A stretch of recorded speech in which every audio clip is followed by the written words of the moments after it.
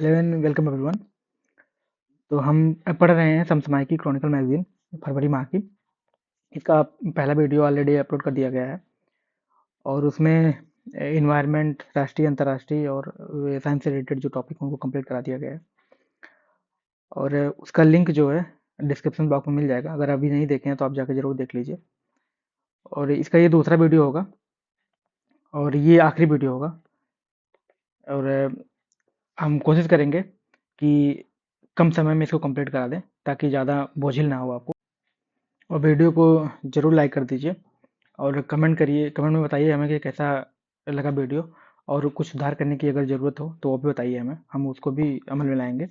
और चैनल को ज़रूर सब्सक्राइब कर लीजिए क्योंकि अब आगे से आपको कंटिन्यू मंथली मैगजीन यहाँ पे मिलती रहेंगी। तो चलिए शुरू करते हैं आर्थिकी से। आरबीआई ने की तरलता प्रवाह उपाय की घोषणा। 23 दिसंबर को रिजर्व बैंक ऑफ इंडिया ने बैंकिंग प्रणाली में तरलता बढ़ाने के लिए सरकारी प्रतिभूतियों के खुले बाजार में यानी ओपन मार्केट ऑपरेशन और डॉलर रुपया स्वैप के माध्यम से तरलता बढ़ाने की घोषणा की है।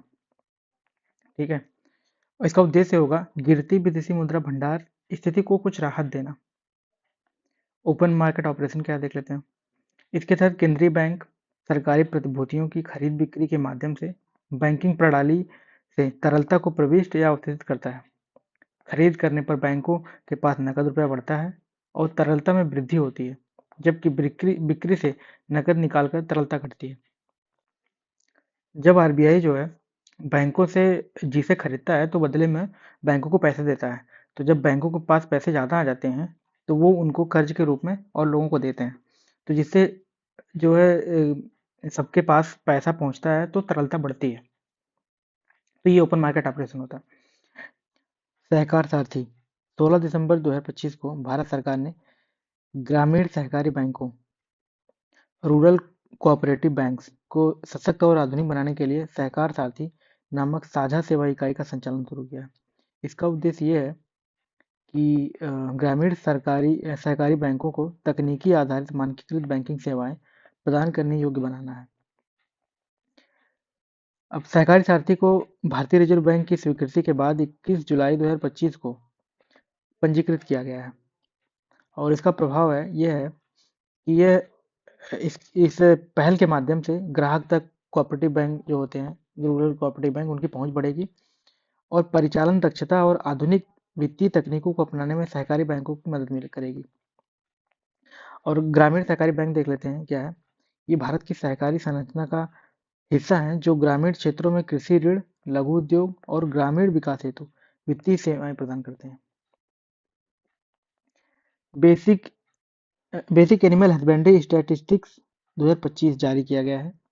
और ये जो है मत्स्य पालन, पशुपालन और डेयरी मंत्रालय तथा पंचायती राज मंत्रालय के बेसिक एनिमल हस्बेंड्री स्टैटिस्टिक्स द्वारा जारी किया गया है। ठीक है, इसमें जो रिपोर्ट है, रिपोर्ट में कुछ मुख्य बिंदु हैं। जैसे दुग्ध उत्पादन के लिए तो भारत जो है विश्व का सबसे बड़ा दुग्ध उत्पादक बन गया है। ठीक है, 2024-25 में 247.87 मिलियन टन जो है दूध का उत्पादन हुआ है।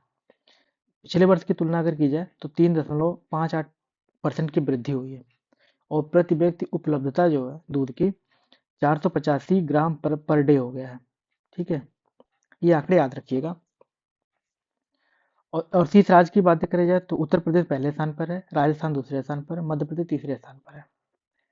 और अंडा उत्पादन, ये फैक्ट याद रखिएगा क्योंकि ये पीटी में भी पूछता है और मेंस में तो आप लिखेंगे ही जब, तो वहाँ पे तथ्य की बात आएगी तो तथ्य को लिखना पड़ेगा आपको। और पीटी में ये डायरेक्टली पूछ लेता है कि दूध के उत्पादन में पहला राज्य कौन सा है, या ये अंडा प्रति व्यक्ति उपलब्धि कितनी कितनी है, तो पहला राज्य कौन सा है, तो वगैरह वगैरह ऐसे क्वेश्चन आते हैं। विश्व में दूसरा स्थान अंडा का उत्पादन में भारत जो है विश्व में दूसरा स्थान रखता है। प्रति व्यक्ति उपलब्धता जो है 106 अंडे प्रति वर्ष, 106 अंडे प्रति वर्ष के हिसाब से पर आदमी को मिलता है। और प्रमुख राज्य इसमें क्या है, आंध्र प्रदेश, तमिलनाडु, तेलंगाना, ये जो है क्रम से पहले, दूसरे, तीसरे नंबर पे आते हैं अंडा उत्पादन में। मांस उत्पादन में भारत जो है विश्व में चौथा स्थान रखता है। और प्रमुख राज्य अगर भारत की बात करी जाए तो पश्चिम बंगाल, उत्तर प्रदेश, महाराष्ट्र क्रम से पहले, दूसरे और तीसरे स्थान पे आते हैं। उन उत्पादन राजस्थान जो है शीर्ष योगदान करता है। उसके उसके बाद जम्मू कश्मीर और गुजरात का नंबर आता है। तो ये ध्यान रखिएगा कि कौन राज्य किस नंबर पे आता है। बेसिकली टॉप 3 की याद रखिएगा, वो ज़्यादा इंपॉर्टेंट होते हैं। और दूध, अंडा, मांस, ऊन, इनके बारे में थोड़ा बहुत देख लीजिएगा। बाकी ये इधर कुछ काम का है नहीं, सब ये मेंस के पर्सपेक्टिव से हैं और पीटी के लिए उतनी इंपॉर्टेंट नहीं है ये।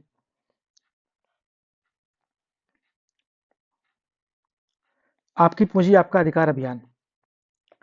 आपकी पूंजी आपका अधिकार अभियान वित्त मंत्रालय ने ये अभियान शुरू किया है और 4 अक्टूबर से 5 दिसंबर 2025 तक ये चलाया गया है। ठीक है, इसका परिणाम ये हुआ, पहले 2 महीनों में लगभग 2000 करोड़ की अब अव्ययित राशि को वास्तविक मालिकों द्वारा सफलतापूर्वक दावा किया गया। इसका इसका उद्देश्य अव्ययित बैंक जमा, बीमा राशि, लाभांश, शेयर, म्यूचुअल फंड और पेंशन राशि का निपटान करना है। 3A फ्रेमवर्क मतलब अवेयरनेस, एक्सेसिबिलिटी, एक्शन। ठीक है, जागरूकता, पहुंच और कार्रवाई के सिद्धांतों पर आधारित है ये। अब देख लेते हैं जो अव्ययित संपत्तियां होती हैं वो क्या होती हैं। तो ये वित्तीय संसाधन होते हैं जिन्हें उनके वास्तविक मालिक लंबे समय तक दावा नहीं करते हैं। यानी कि कोई बैंक में अगर किसी की संपत्ति पड़ी पड़ी होती है तो वो भूल जाता है, या फिर किसी की डेथ हो जाती है तो वो भी बहुत दिन तक पड़ा रहता है। तो किसी कारणवश अगर भूल जा रहा है इंसान, तो उसको अव्ययित परिसंपत्तियां कहते हैं। इनमें बैंक जमा, बीमा राशि, लाभांश, शेयर, म्यूचुअल फंड और पेंशन शामिल हो सकते हैं। तो इन इन चीजों को अव्ययित परिसंपत्तियां कह सकते हैं। Global indexes for reforms and growth framework 2 दिसंबर 2025 को भारत सरकार ने global indexes for reformers and growth पहल आरंभ की थी। यह पहल अंतर्राष्ट्रीय सूचकांकों के विरुद्ध राष्ट्रीय प्रदर्शन की तुलना कर साक्ष्य आधारित नीति सुधारों का मार्गदर्शन करने के लिए बनाई गई है। इसका नोडल मंत्रालय जो है, प्रत्येक सूचकांक के लिए एक विशिष्ट नोडल मंत्रालय नियुक्त किया गया है। मतलब जो भी सूचकांक होंगे उस हिसाब से उसका मंत्रालय डिसाइड किया जाएगा। इस पहल का उद्देश्य पारदर्शी कार्यप्रणाली, सुसंगत आंकड़ा उपयोग और देश विशिष्ट संदर्भीकरण सुनिश्चित कर भारत की वैश्विक प्रतिस्पर्धात्मक को बढ़ाना है। और global indexes for reformers and growth जो पहल है, फ्रेमवर्क है, यह वैश्विक सूचकांक सुधार एवं विकास एक रणनीतिक पहल है जिसे भारत के अंतर्राष्ट्रीय एजेंसियों के सूचकांकों प्रदर्शन को मजबूत करने के लिए डिजाइन किया गया है।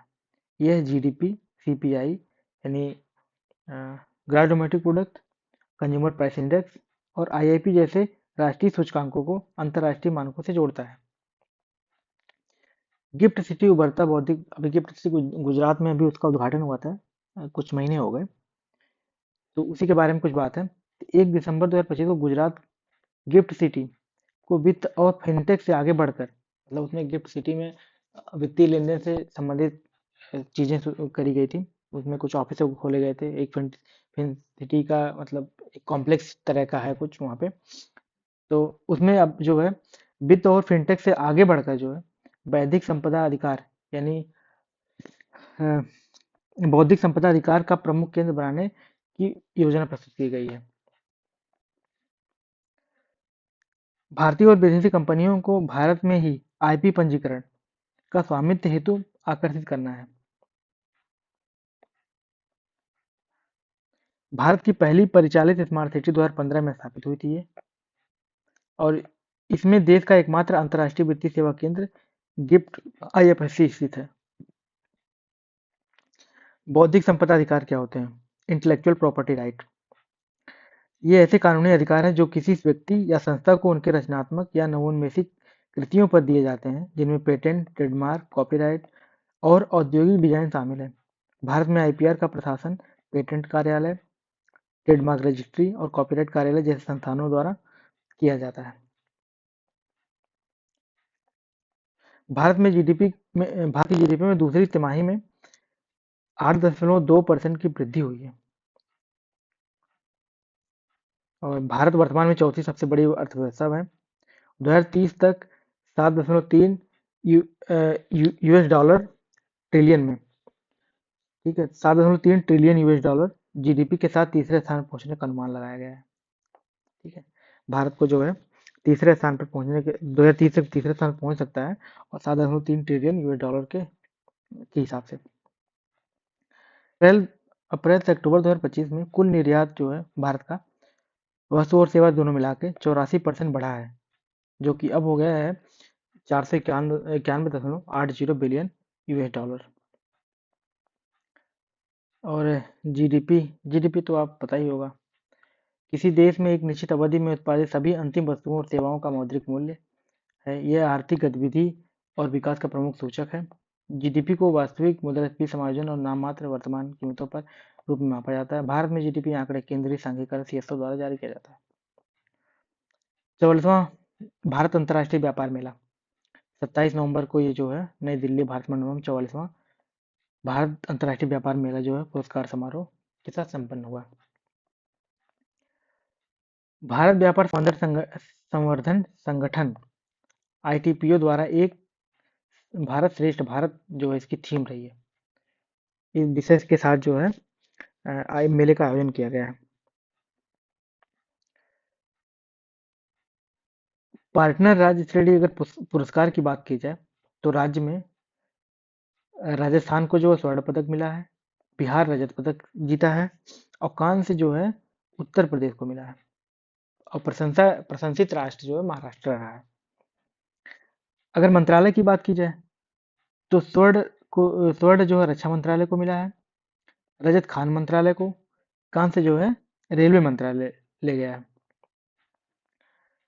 स्वर्ण जो है थाईलैंड को मिला है, यानी विदेशी मंडप यानी वो जो स्टॉल तरह से लगे रहते हैं, जो मंडप बनाए गए होते हैं, तो विदेशी राज्यों की बात करें तो थाईलैंड ले गया, रजत जो है ईरान के पास गया, और कांस्य जो है दुबई के पास गया। तो ये जो है अंतर्राष्ट्रीय व्यापार मेला हुआ है 27 नवंबर को। रिपोर्ट एवं सूचकांक देख लेते हैं। एशिया पावर इंडेक्स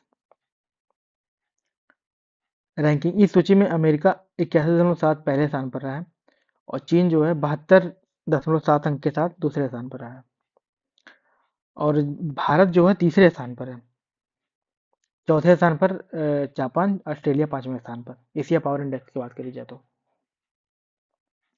इसमें याद रखिएगा, पहले स्थान पर अमेरिका, दूसरे स्थान पर चीन, और तीसरे स्थान पर भारत, चौथे स्थान पर जापान, 5वें स्थान पर ऑस्ट्रेलिया।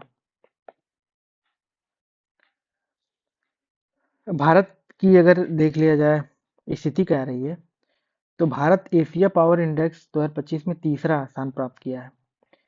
पिछले वर्ष ये चौथे स्थान पर था। भारत ने पहली बार 40 का स्कोर पार कर आधिकारिक रूप से प्रमुख शक्ति का दर्जा प्राप्त किया। तो ये जो है स्कोर याद रखिएगा, क्योंकि कभी कभी स्कोर पूछता है कि भारत का स्कोर क्या रहा है। तो यहाँ पे 40 स्कोर भारत ने बनाया है, और ये जो है प्रमुख शक्ति के रूप में जो उभरा है, और ये सब कारण हुआ है ऑपरेशन सिंदूर की वजह से। ये सुधार ऑपरेशन सिंदूर से मिली आर्थिक मजबूती और सैन्य बल के कारण हुआ है। ठीक है, तो ये याद रखिएगा, स्कोर क्या है ये याद रखिएगा, और जो है प्रमुख शक्ति का दर्जा हासिल किया है भारत ने, और तीसरे स्थान पर है ये। वैश्विक पर्यावरण आउटलुक,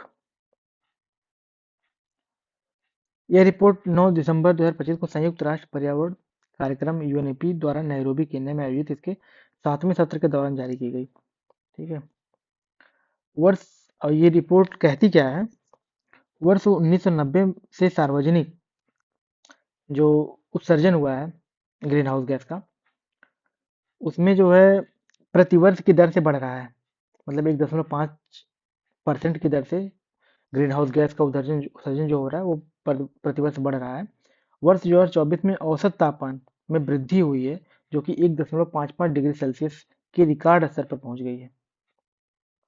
ठीक है, अनुमानित 80 लाख प्रजातियों में से 10 लाख विलुप्त होने की कगार पर आ गई हैं। प्लास्टिक प्रदूषण का भी, क्योंकि प्लास्टिक प्रदूषण तो बहुत ही चिंताजनक स्थिति में है। पृथ्वी पर 8,000 मिलियन टन प्लास्टिक कचरा मौजूद है, जिससे प्रतिवर्ष $1.5 ट्रिलियन का स्वास्थ्य संबंधी नुकसान हो रहा है। वैश्विक भूमि का 20 से 40% हिस्सा प्रदूषित हो चुका है, जिससे 3 अरब से अधिक लोग प्रभावित हुए हैं।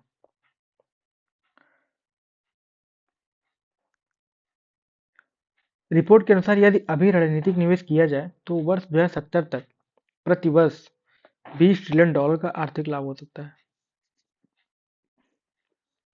यूएनईपी संयुक्त राष्ट्र पर्यावरण कार्यक्रम क्या है? इसका पूरा नाम है United Nations Environment Programme, UNEP, ठीक है, जिसे शॉर्ट में कहते हैं। इसकी स्थापना जो है 5 जून 1972 को हुई थी। मुख्यालय नैरोबी केन्या में है और ये संयुक्त राष्ट्र महासभा का एक जो है संस्थापक निकाय है और अभिन्न अंग है, जो कि इन्वायरमेंट से रिलेटेड जो है जितने प्रोग्राम होते हैं वो देख रेख करता है। और इसकी कुछ रिपोर्टें आती हैं वो इंपॉर्टेंट है, जैसे global environment outlook, emission gap report, adaptation gap report. ये 3 रिपोर्टें आती हैं जो कि बहुत ही इंपॉर्टेंट है। कभी भी सीधे एग्जाम में पूछ लेता है कि जैसे इमिशन गैप रिपोर्ट किस संस्था के द्वारा जारी किया जाता है, एडॉप्टेशन रिपोर्ट किसके द्वारा जारी किया जाता है, तो ऐसे ऐसे क्वेश्चन आ सकते हैं। वार्षिक भूजल गुणवत्ता रिपोर्ट 2025 जल शक्ति मंत्रालय के अधीन केंद्रीय भूजल board, central ground water board द्वारा जारी की गई, ठीक है, ये रिपोर्ट। इसका उद्देश्य है भारत में भूजल की स्वच्छता और प्रदूषण स्तर का सटीक आकलन करना। गुणवत्ता मानक भारत का 71.7% भूजल भारतीय मानक ब्यूरो इसके अनुरूप है, यानी बीएसआई भारतीय मानक ब्यूरो के अनुरूप है 71.7% भूजल, जबकि 28.3% नमूनों में प्रदूषण स्तर निर्धारित सीमा से अधिक पाया गया। हालांकि ये जो टॉपिक है वो पीटी के लिहाज से तो बहुत इंपॉर्टेंट नहीं है, मेंथ के लिए ज़्यादा इंपॉर्टेंट है, लेकिन फिर भी ये ध्यान रखिएगा कि क्या पता पीटी में स्टेटमेंट वाइज क्वेश्चन आ जाएगा, तो ये सीधा सीधा ऑनलाइन के तौर पर आ जाएगा। जैसे नाइट्रोजन प्रदूषण, यह भारत का सबसे व्यापक प्रदूषण है। WHO और BIS भारतीय मानक ब्यूरो द्वारा निर्धारित सीमा 45 मिलीग्राम पर लीटर से अधिक मिली है। मतलब जो WHO और BIS जो एक सीमा निर्धारित करते हैं नाइट्रेट के लिए, वो सीमा है 45 मिलीग्राम पर लीटर, इससे ज़्यादा मात्रा में नहीं होनी चाहिए। लेकिन भारत में जो है नाइट्रेट का जो पानी है जो उसमें नाइट्रेट जो है 45 में mg पर लीटर से ज़्यादा मिली है। और इसका मुख्य कारण है उर्वरकों का ज़्यादा उपयोग, ठीक है, जिससे रिसाव होता है और सीवेज वगैरह के हिसाब से, तो वो पानी में ग्राउंड वाटर में चला जाता है। यूरेनियम संदूषण, तो लगभग 7 से 8% नमूनों में यूरेनियम से अधिक पाया गया, यानी कि तो नमूना तो वो ठीक है, लेकिन जो यूरेनियम सुरक्षित सीमा होती है वो 30 पार्ट पर बिलियन होती है, ठीक है, यानी कि अगर इसको लीटर में नापा जाए तो माइक्रोग्राम पर लीटर, ठीक है, यानी 30 माइक्रोग्राम पर लीटर,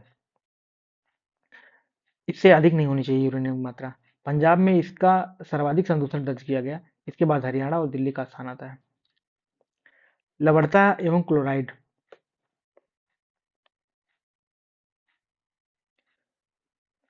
लवणता की समस्या राजस्थान और दिल्ली में अधिक है। दिल्ली में सीसा संदूषण सबसे अधिक पाया जाता है, जो गुर्दे और मानसिक स्वास्थ्य विकास के लिए हानिकारक है। हाँ, ये ध्यान रखिएगा क्योंकि सीसा ये मिलान के लिए आता है कि सीसा से कौन सा रोग होता है, ठीक है, तो पारे से कौन सा रोग होता है, ऐसा क्वेश्चन आता है। तो दिल्ली में सीसा संदूषण सबसे अधिक पाया गया है, जो गुर्दे और मानसिक विकास के लिए हानिकारक है। आर्सेनिक, इसका प्रभाव मुख्य रूप से गंगा और ब्रह्मपुत्र बेसिन, पश्चिम बंगाल और बिहार, असम में केंद्रित है। जो जहाँ गंगा नदी का मुहाना है, तो वो जो क्षेत्र है, चाहे वो असम का क्षेत्र हो, चाहे पश्चिम बंगाल हो, चाहे बंगाल का ही कोई रीजन ना हो, ये बांग्लादेश का ही कोई रीजन ना हो, तो वो जो रीजन है वहाँ पे आर्सेनिक की मात्रा ऑलरेडी बहुत ज़्यादा पाई जाती है। अभी कोई रिपोर्ट भी आई थी, उसमें भी ये जिक्र था कि बहुत ज़्यादा दिक्कत हो रही है वहाँ के लोगों को। हालांकि जो है राहत की बात यह है कि 94.30% नमूने जो नमूने इकट्ठे किए गए थे, उनमें 94% नमूने ऐसे हुए हैं जो उत्कृष्ट श्रेणी में पाए गए हैं, तो ये अच्छी बात है। अब केंद्रीय भूजल बोर्ड क्या है? केंद्रीय भूमि जल बोर्ड, ये जो है इसका मुख्यालय फरीदाबाद में है। और इसकी स्थापना जो है 1970 में अन्वेषण नलकूप संगठन का नाम बदल कर दी गई। पहले इसका नाम अन्वेषणात्मक नलकूप संगठन था, जो बाद में केंद्रीय भूजल बोर्ड कर दिया गया। जल शक्ति मंत्रालय इसका जो है नोडल मंत्रालय है।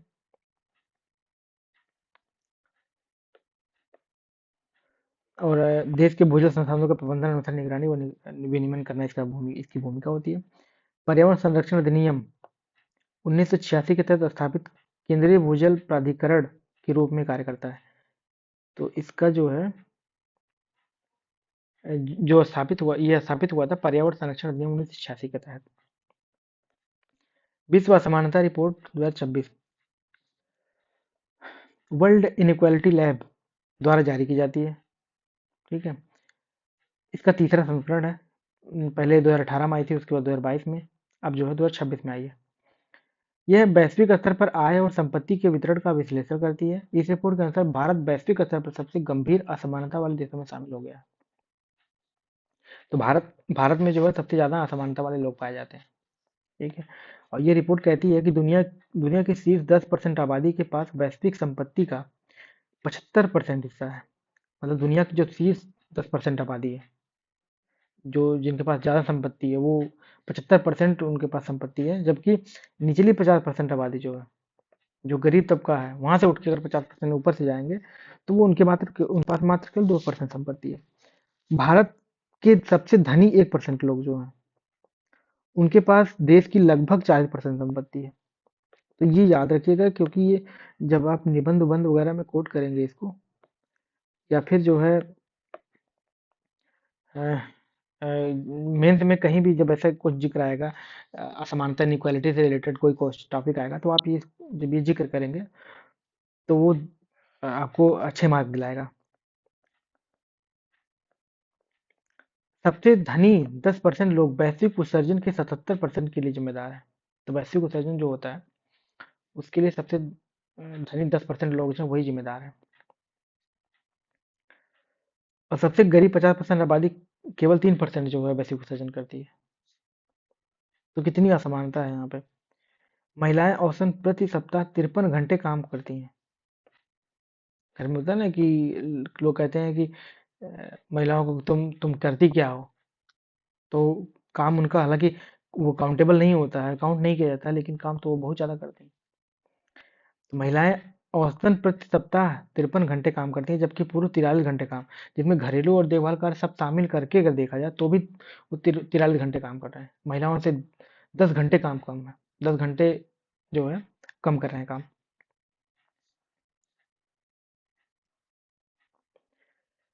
वैश्विक मूल्य श्रृंखला,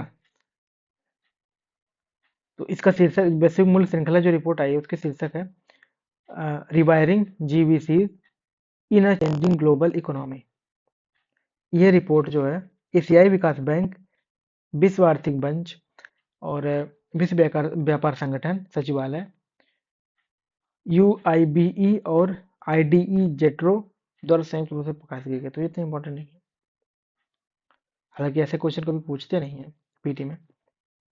बस ये ध्यान रखिएगा, भारत विश्व की शीर्ष 10 मूल्य संवर्धन वाली अर्थव्यवस्थाओं में शामिल है। और वैश्विक निर्यात में घरेलू मूल्य संवर्धन मामले में भारत की हिस्सेदारी 2024 में 2.8% थी। विश्व आर्थिक मंच क्या है, ये इंपॉर्टेंट है। इसकी स्थापना 1971 में हुई थी। और संस्थापक जो है क्लास स्वाब, जिनेवा स्विट्जरलैंड इसका मुख्यालय ये है। और ये जो है एक एनजीओ है, ठीक है, गैर सरकारी संगठन है ये, विश्व आर्थिक मंच। ये कुछ रिपोर्ट निकालता है, तो ये रिपोर्ट इंपॉर्टेंट है। ठीक है, ये चारों रिपोर्ट जो इंपॉर्टेंट है। Global competitiveness in report, global gender gap report, global risk report, energy transition index. ठीक है, इंडियन लिखा है, इंडेक्स होना चाहिए। आर्ट एंड कैपिटल के पास के passport index, art and capital passport index, तो ये जारी करता है आर्ट एंड कैपिटल है। संयुक्त अरब अमीरात इसमें जो है पहले स्थान पर है, लगातार 7 वर्षों से। द्वितीय स्थान सिंगापुर और स्पेन संयुक्त रूप से है। और सबसे आखिरी स्थान पे अफगानिस्तान है। ठीक है, art and capital passport index में। भारत की स्थिति जो है वो 67वें स्थान पे भारत है। स्कोर जो है 74 किया है भारत ने, याद रखिएगा ये। और कवरेज भारतीय पासपोर्ट दुनिया के लगभग 37% हिस्सों तक आसान पहुंच प्रदान करता है, यानी मतलब 55 देश के आसपास लगभग बोले सही है। योजना एवं कार्यक्रम। अच्छा, जो हम आपको पढ़ा रहे हैं, जो जो टॉप पॉइंट इंपॉर्टेंट है वही हम आपको बता रहे हैं। जो पीटी के उद्देश्य से पढ़ाने को तो बहुत सारी चीजें हैं, अगर बॉल बाई बॉल कमेंट्री करने लगेंगे तो फिर वो लंबा चला जाएगा और कोई मतलब निकलेगा नहीं। तो हम आपको वही बता रहे हैं जो इम्पोर्टेंट है, जो इम्पोर्टेंट पॉइंट है वही हम आपको डिस्कस कर रहे हैं। तो यह ध्यान रखिएगा। और बाद में जब अगर दोबारा जब पीडीएफ पढ़िएगा तो पढ़ने के हिसाब से पढ़ लीजिएगा, लेकिन जो पॉइंट मैंने बताया उसको ध्यान रखिएगा आप, कि ये पॉइंट इंपॉर्टेंट है तो उन्हीं को पढ़ा जाए।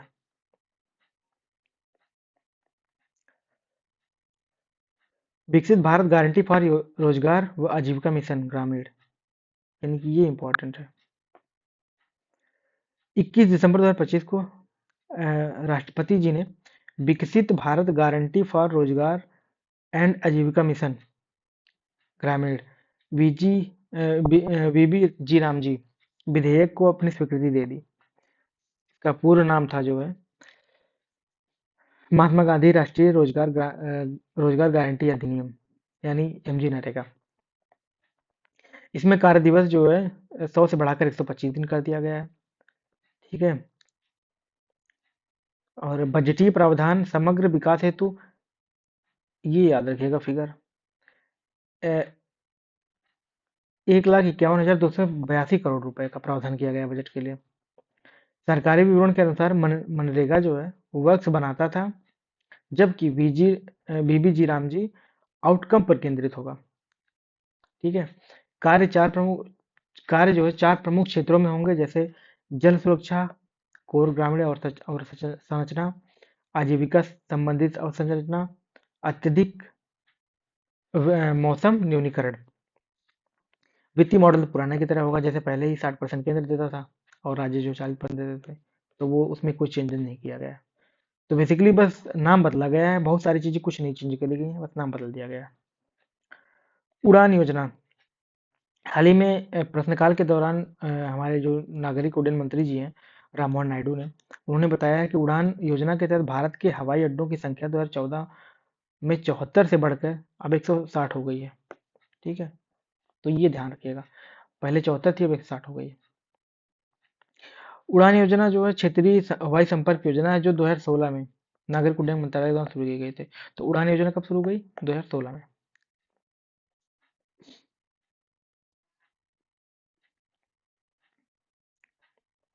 प्रोजेक्ट महादेव। 14 दिसंबर 2025 को महाराष्ट्र के मुख्यमंत्री देवेंद्र फडणवीस ने मुख्यमंत्री मुंबई के राज्य स्तरीय खेल पहल प्रोजेक्ट महादेव का शुभारंभ किया। जो महाराष्ट्र के मुख्यमंत्री हैं उन्होंने प्रोजेक्ट महादेव का शुभारंभ किया। और प्रोजेक्ट महादेव का उद्देश्य ये है कि राज्य के स्कूल जाने वाले लड़के और लड़कियों को परिवर्तनकारी समर्थन देना और उनके फुटबॉल के सपनों को पूरा करने में मदद करना। बेसिकली अभी कुछ दिन पहले लियोनेल मेसी आए थे भारत, वानखेड़े में उनका भव्य स्वागत वगत किया गया था, कई बहुत बड़ी बड़ी हस्तियां आई थी। तो अभी उसमें क्या इस परियोजना का आरंभ मुंबई के वानखेड़े स्टेडियम में वैश्विक football icon Lionel Messi, Argentina के फूल खिलाड़ी लुइस सुआरेज और Rodrigo De Paul, Bharat Ratna Sachin Tendulkar, लोकप्रिय भारतीय फुटबॉलर सुनील छेत्री, भारतीय फुटबॉल टीम के कप्तान राहुल भेके और कई अन्य गणमान्य व्यक्तियों की उपस्थिति में किया गया। तो वहां जो उपस्थिति हुई थी वो ऑपरेशन महादेव को स्टार्ट करने के लिए की गई थी।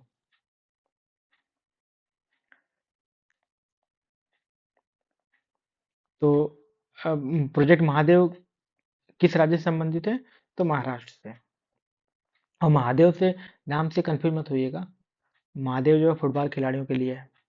ठीक है, कोई धार्मिक किसी चीज के लिए नहीं है। प्रधानमंत्री जीवन योजना का विस्तार किया गया है।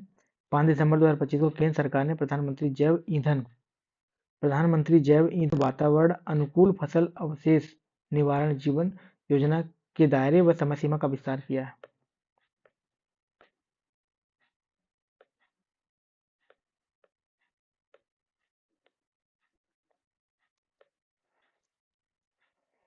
योजना प्रारंभ। 2019 से हुई है। ठीक है। और जो है इसमें इसका उद्देश्य क्या है?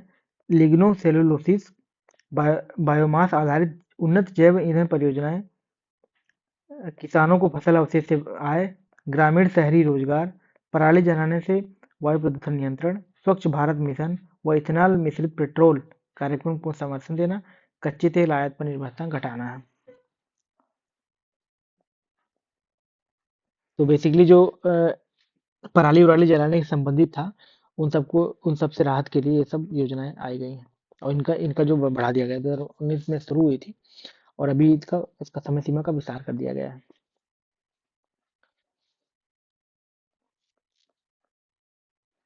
राष्ट्रीय वित्तीय समावेशन रणनीति 2025-30 पंच ज्योति योजना। 1 दिसंबर को रिजर्व बैंक ने 5 वर्षों की राष्ट्रीय वित्तीय समावेशन रणनीति 2025-30 प्रकाशित की। इस रणनीति का ढांचा 5 स्तंभों पर आधारित है। इसमें वित्तीय सेवाओं का संवर्धन, लिंग संवेदनशील समावेशन, आजीविका और वित्त का लिंक, वित्तीय शिक्षा तथा उपभोक्ता संरक्षण शामिल है।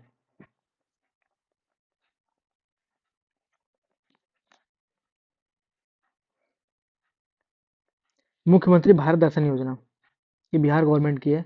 तो इससे पहले बिहार गवर्नमेंट जो चलाता था, उसका नाम था बिहार दर्शन योजना। अब उसी के तर्ज पर मुख्यमंत्री भारत दर्शन योजना चलाई गई है। इस योजना के तहत राज्य सरकार द्वारा संचालित माध्यमिक विद्यालयों कक्षा 9 से 12 तक पढ़ने वाले छात्रों को भारत के महत्वपूर्ण स्थलों और शोध संस्थाओं संस्थानों का भ्रमण कराया जाएगा। ठीक है। इसका उद्देश्य होगा कि छात्रों को देश की समृद्ध सांस्कृतिक, ऐतिहासिक और प्राकृतिक विरासत से सीधे तौर पर परिचित कराना है। मुख्यमंत्री बिहार दर्शन योजना पहले से राज्य में लागू है, जिसमें सरकार प्राथमिक और माध्यमिक विद्यालयों के बच्चों को राज्य के अंदर स्थित महत्वपूर्ण स्थलों का भ्रमण कराया जाता है। इसमें प्रेरणा योजना, प्रेरणा योजना असम सरकार की है, और इसके तहत कक्षा 10 की बोर्ड परीक्षा में बैठने वाले छात्रों को सहायता प्रदान की जाएगी, और उनके लिए जो है एक मानदेय मानदेय जो दिया जाएगा, जो कि प्रेरणा के नाम से जाना जाएगा। ठीक है।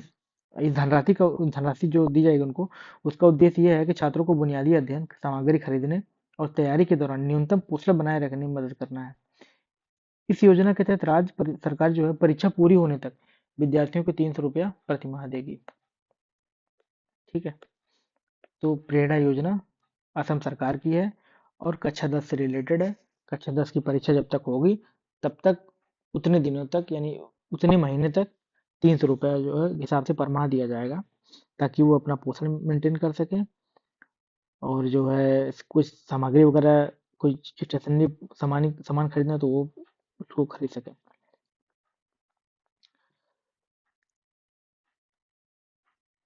सेबी का पर्व पोर्टल,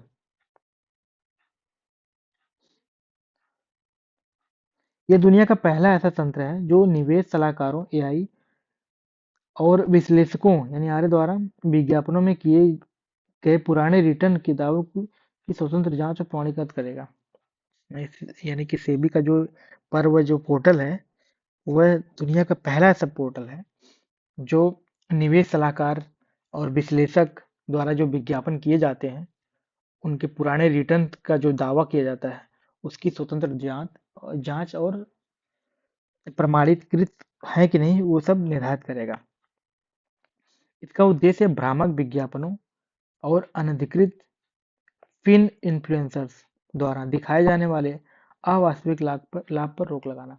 यानी कि जो कंपनियां जो हैं, जो विज्ञापन दिखाती हैं, और कि हम फला फला इतना लाभ हम कमा, जैसे शेयर मार्केट वगैरह हो गया, बोलते हैं कि हम ये फला दिन से मंथ से लाभ ही कमा रहे हैं, और इतना इनका ग्रोथ हुआ है, तो वो उस तरह की चीज़ों को, उस पर रोक लगाना है।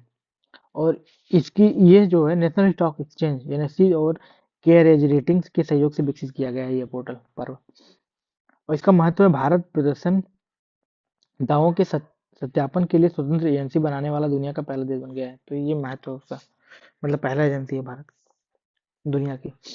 भारत प्रतिभूति और विनिमय बोर्ड यानी सेबी, इसका पूरा नाम है security and exchange board of India. ठीक है, इसका पूरा नाम है। और 12 अप्रैल 1988 को ये जो है गैर वैधानिक निकाय के रूप में इसका गठन हुआ था। ठीक है, नॉन कॉन्स्टिट्यूशनल बॉडी के रूप में इसका गठन हुआ था। लेकिन बाद में 30 जनवरी 1992 में, यानी गठन 88 में हुआ था, 12 अप्रैल 1988 को, और 30 जनवरी 1992 को सेबी एक्ट लाया गया, सेबी एक्ट 1992, और इसके तहत कानूनी या वैधानिक शक्ति दी गई, इसको लीगल बना दिया गया, कॉन्स्टिट्यूशनल बना दिया गया इसको। इसका मुख्यालय जो है मुंबई महाराष्ट्र में है। इसके वर्तमान अध्यक्ष तुहिन कांता पांडे हैं। तो इसमें याद क्या क्या रखना आपको, सेबी का पर्व पोर्टल है। ठीक है, और ये जो भ्रामक विज्ञापन वगैरह के लिए उसमें रिटर्न कितना कौन किया है उसके स्वतंत्र जांच और प्रमाणित करेगा। और सेबी सेबी के बारे में देखेंगे आप, तो इसका जो स्थापना हुई थी वो 12 अप्रैल 1988 को हुई थी, जो कि नॉन कॉन्स्टिट्यूशनल बॉडी थी, गैर वैधानिक निकाय था। 30 जनवरी 1992 को सेबी एक्ट लाया गया। ठीक है, सेबी एक्ट 1992, जिसके तहत इसको जो है कानूनी और वैधानिक बना दिया गया। इसका मुख्यालय बम्बई महाराष्ट्र में है, और वर्तमान इसके जो अध्यक्ष हैं वो तुहिन कांत पांडा जी हैं। और 17 दिसंबर 2025 को संसद ने ऐतिहासिक सबका बीमा सबकी रक्षा, सबका बीमा सबकी रक्षा बीमा कानूनों में संशोधन विधेयक 2025 को पारित किया। सबका बीमा सबकी रक्षा कानूनों में संशोधन विधेयक 2025 को पारित किया। इसका उद्देश्य 2047 तक सबके लिए बीमा सुनिश्चित करना। ठीक है, और ये 87 साल पुराना जो बीमा कानून था, यानी कि 2038 में संशोधन, 56 संशोधन, 99 में संशोधन हुआ था, तो 87 साल पुराना जो कानून था उसको जो है उसको जो है ओवरराइड करेगा। इसके तहत जो अब बीमा क्षेत्र में 100% प्रत्यक्ष विदेशी निवेश जो की अनुमति दी गई। पहले यह सीमा 14% थी। तो मतलब जो फॉरेन डायरेक्ट इन्वेस्टमेंट आता है, तो वो बीमा क्षेत्र में अगर आ रहा है तो पहले 74% ही अलाउ किया जाता था, कि 74% ही आप जो है इनमें इन्वेस्ट कर सकते हैं, लेकिन अब 100% आप इन्वेस्ट कर सकते हैं। तो 100% इन्वेस्टमेंट जो है एफडीआई लागू की गई इसमें। बाकी ये सब उतना इम्पोर्टेंट है पीटी के लिए, तो छोड़ते हैं, आगे बढ़ते हैं। और जैसा कि ये अभी पशुधन उत्पादन के आंकड़े ये सब आया, मैंने हम पीछे डिस्कस किए हैं इसको, तो ये सब दोबारा पढ़ने की जरूरत कर रही होगी। ये यूएन की एक रिपोर्ट कहती है। और शहरी आबादी संकेंद्रण जो है 2025 से 2050 के बीच, वो वैश्विक शहरी आबादी में होने वाली वृद्धि मुख्य रूप से 7 देशों पर केंद्रित होगी, यानी कि भारत, नाइजीरिया, पाकिस्तान, कांगो लोकतांत्रिक गणराज्य, मिस्र, बांग्लादेश और इथियोपिया। ये जो 7 देश होंगे, इन पे ही डिपेंड करेगा शहरी आबादी। और भारत जो है, भारत की बात की जाए तो 2025 तक भारत की कुल आबादी 44% हिस्सा जो है भारत का, वो शहरों में निवास कर रहा है 2025 तक। और दुनिया के सबसे अधिक आबादी वाले शीर्ष 4 शहर, सबसे ज़्यादा जहाँ आबादी है, तो जकार्ता पहले नंबर पे है, ढाका, फिर टोक्यो, फिर नई दिल्ली। फिर नई दिल्ली चौथे नंबर पे आता है सबसे ज़्यादा आबादी के मामले में। महाराष्ट्र विदेशी पर्यटकों को आकर्षित करने में भारत में प्रथम स्थान पर है। पर्यटन मंत्रालय की एक रिपोर्ट आई है, जिसमें ये कहा गया है कि वर्ष 2024 में विदेशी पर्यटकों को आकर्षित करने में महाराष्ट्र नंबर 1 पर रहा। इसके बाद पश्चिम बंगाल और उत्तर प्रदेश का स्थान रहा है, यानी उत्तर प्रदेश तीसरे स्थान पर और महाराष्ट्र पहले स्थान पर। घरेलू पर्यटकों की बात अगर करी जाए, तो भारतीयों के बीच घूमने के लिए उत्तर प्रदेश सबसे पसंदीदा राज्य रहा है। इसके बाद तमिलनाडु और कर्नाटक का स्थान आता है। भारत आने वाले विदेशी पर्यटकों में सबसे बड़ी संख्या अमेरिका से है, तो अमेरिका के लोग बहुत ज़्यादा मात्रा में भारत आए। और दूसरे स्थान पर बांग्लादेश, फिर तीसरा ब्रिटेन। मतलब पहले सबसे ज़्यादा जो है अमेरिका से आए, उसके बाद बांग्लादेश से आए, फिर ब्रिटेन से आए।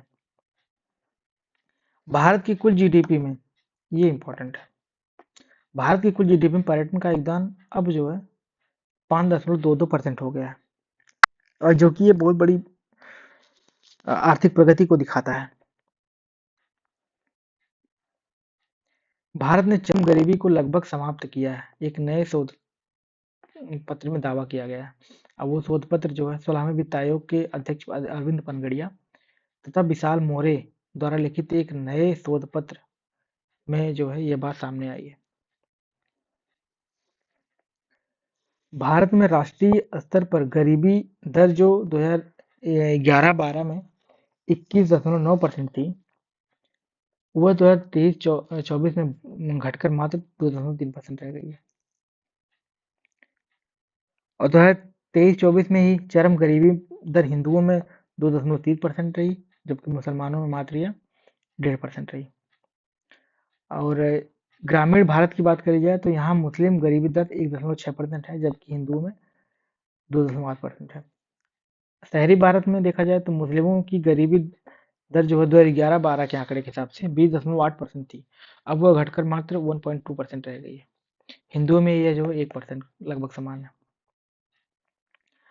हिमाचल प्रदेश, सिक्किम, गोवा, दिल्ली, चंडीगढ़ और दमन दीव में गरीबी स्तर लगभग शून्य के बराबर है।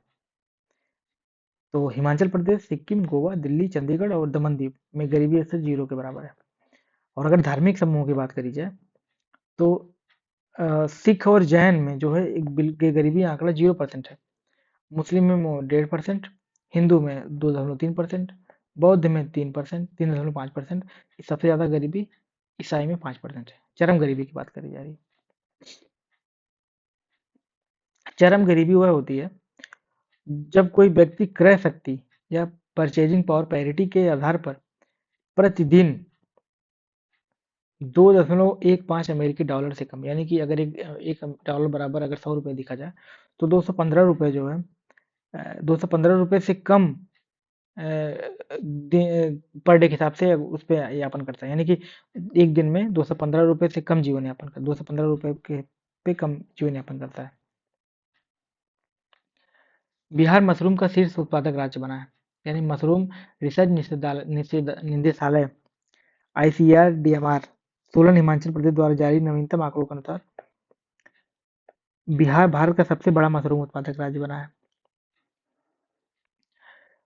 और इसकी हिस्सेदारी जो है राष्ट्रीय हिस्सेदारी जो है 11% हो गई है। बिहार में मुख्य रूप से बटन, ऑयस्टर और दूधिया मशरूम का उत्पादन होता है। शीर्ष उत्पादक देश कौन कौन से हैं? तो चीन प्रथम स्थान पे आता है, इटली द्वितीय स्थान पे आता है, अमेरिका तृतीय स्थान पे आता है मशरूम के उत्पादन में। और अगर जो है अपने राज्य की बात करी जाए भारत के, तो बिहार पहले नंबर पर, उड़ीसा दूसरे नंबर पर, महाराष्ट्र तीसरे और हरियाणा चौथे स्थान पर आता है। मशरूम एक कवक है, ठीक है, ये क्लोरोफिल नहीं होता, अतः प्रकाश संश्लेषण नहीं करता, यानी कि जो क्लोरोफिल का मतलब क्लोरोफिल वही करेंगे जिनको प्रकाश की जरूरत होगी। तो और ये जो है ये अंदर वगैरह भी उगाया जा सकता है रूम के अंदर, तो वनस्पति जगत में शामिल नहीं किया जाता इसको। इसमें जो है प्रोटीन 20 से 35% पाया जाता है, vitamin B, vitamin D, potassium और आयरन का समृद्ध सोर्स है ये मशरूम। यह लिग्नोसेल्यूलोज अपशिष्ट जैसे भूसा, पराली, लकड़ी का बुरादा आदि पर उगाया जाता है, तो इसलिए ये रूम में भी उगाया जाता है। तो इसमें क्लोरोफिल जो है नहीं होता है, अतः प्रकाश संश्लेषण नहीं करता है, तो इसको कहीं भी छांवों में उगा सकते हैं। उत्तर प्रदेश का राष्ट्रीय खाद्यान्न आपूर्ति में 21% का योगदान। तो मुख्यमंत्री योगी आदित्यनाथ ने 12 दिसंबर 2025 को बाराबंकी के दौलतपुर गांव में प्रगतिशील किसान सम्मेलन, वहाँ एक प्रगतिशील किसान सम्मेलन हुआ था एवं खेती की बात खेत पर कार्यक्रम हुआ था में रबी सत्र की किसान पाठशाला 8.0 का शुभारंभ किया गया। और इसमें ही बात एक डेटा निकल कर आया कि प्रदेश को देश की खाद्यान्न टोकरी के रूप में स्थापित करता है।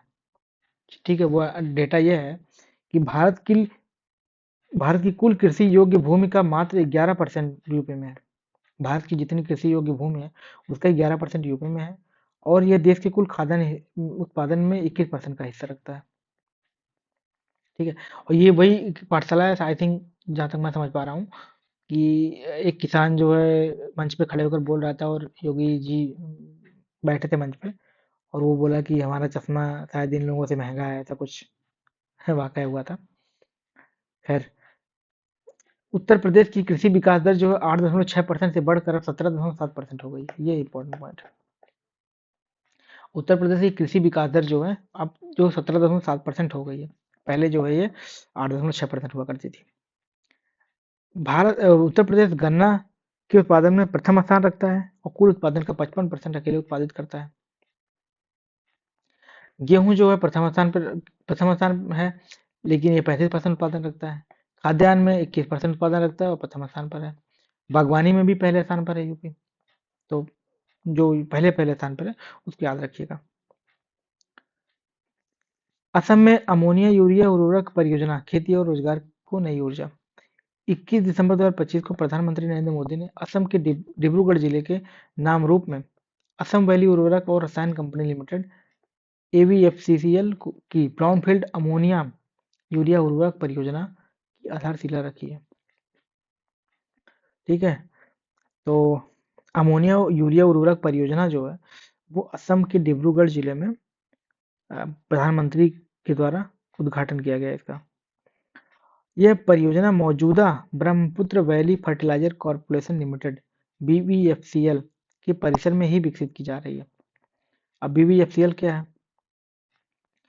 इसकी स्थापना 1969 में हुई थी हिंदुस्तान फर्टिलाइजर कॉर्प एचएफसीएल की नामरूप इकाई के रूप में, यानी कि हिंदुस्तान फर्टिलाइजर कॉर्पोरेशन को का एक इकाई है वो। यह भारत की पहली फैक्ट्री है जो एसोसिएटेड नेचुरल गैस से नाइट्रोजन फर्टिलाइजर तैयार करती है।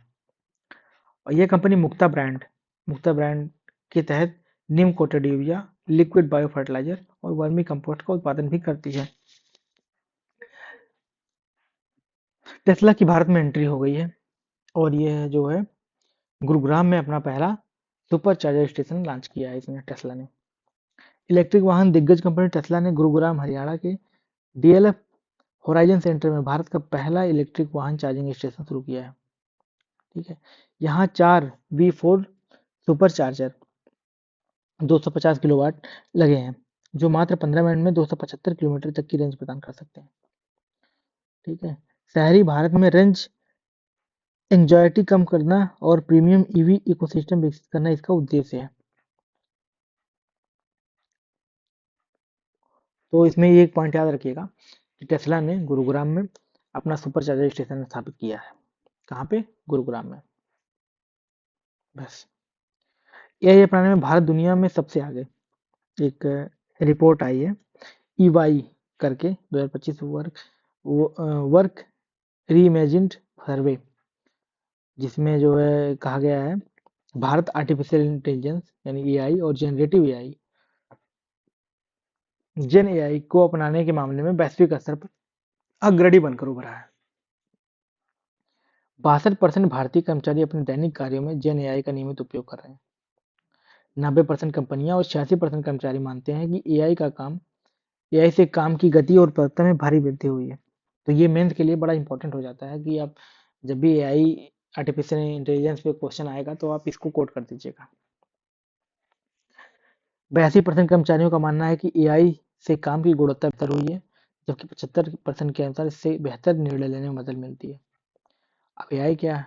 तो एआई जो है यह कंप्यूटर तकनीकी है जिसमें मशीनें मानव जैसे सोच, सीखने, निर्णय लेने और समस्या समाधान की क्षमता विकसित करती हैं। एआई शब्द का पहली बार प्रयोग वर्ष 1956 में जॉन मैकार्थी द्वारा किया गया था। ये वर्ष 1956 में जॉन मैकार्थी ने एआई शब्द का प्रयोग किया था। जॉन मैकार्थी को कृत्रिम बुद्धिमत्ता यानी एआई का जनक भी कहा जाता है। लक्षद्वीप में पहला मत्स्य पालन निवेशक सम्मेलन 13 दिसंबर 2025 को भारत सरकार के मत्स्य विभाग ने लक्षद्वीप प्रशासन के सहयोग से लक्षद्वीप के बंगाराम द्वीप पर मत्स्य पालन और जलीय कृषि एक्वाकल्चर क्षेत्र में निवेश के अवसरों पर अपनी तरह का पहला निवेशक सम्मेलन आयोजित किया है। तो लक्षद्वीप में जो है बंगाराम द्वीप है एक, वहाँ पे मत्स्य पालन और जलीय कृषि क्षेत्र में निवेश के अवसरों पर अपनी तरह का पहला निवेश सम्मेलन आयोजित किया गया है। तो उसका नाम है मत्स्य पालन और जलीय कृषि क्षेत्र में निवेश के अवसर। और यहीं पर 519 करोड़ के निवेश की परिकल्पना भी की गई है।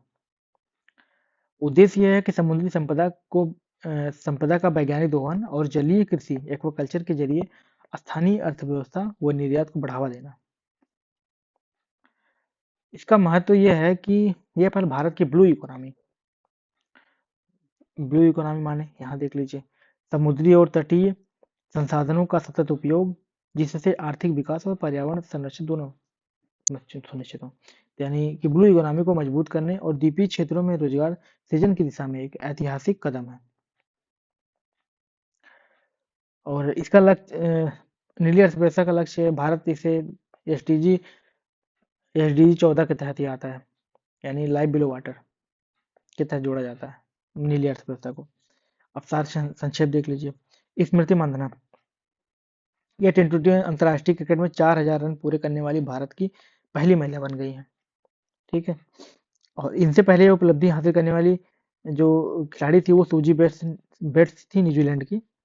तो अब अभी जो है वो दूसरी ओवरऑल देखा जाए तो इससे स्मृति मानधना जो है वो दूसरी खिलाड़ी है overall. Michaela Benthaus, German aerospace engineer Michaela Benthaus Blue Origin के New Shepard NS-37 sub orbital mission के जरिए अंतरिक्ष की यात्रा करने वाली पहली व्हील चेयर उपयोगकर्ता बन गई है। तो मिकाएला बेंटहाउस जो जर्मन की एरोस्पेस इंजीनियर है वो पहली महिला बन गई है जो व्हील चेयर से जो है यात्रा करेंगी अंतरिक्ष की।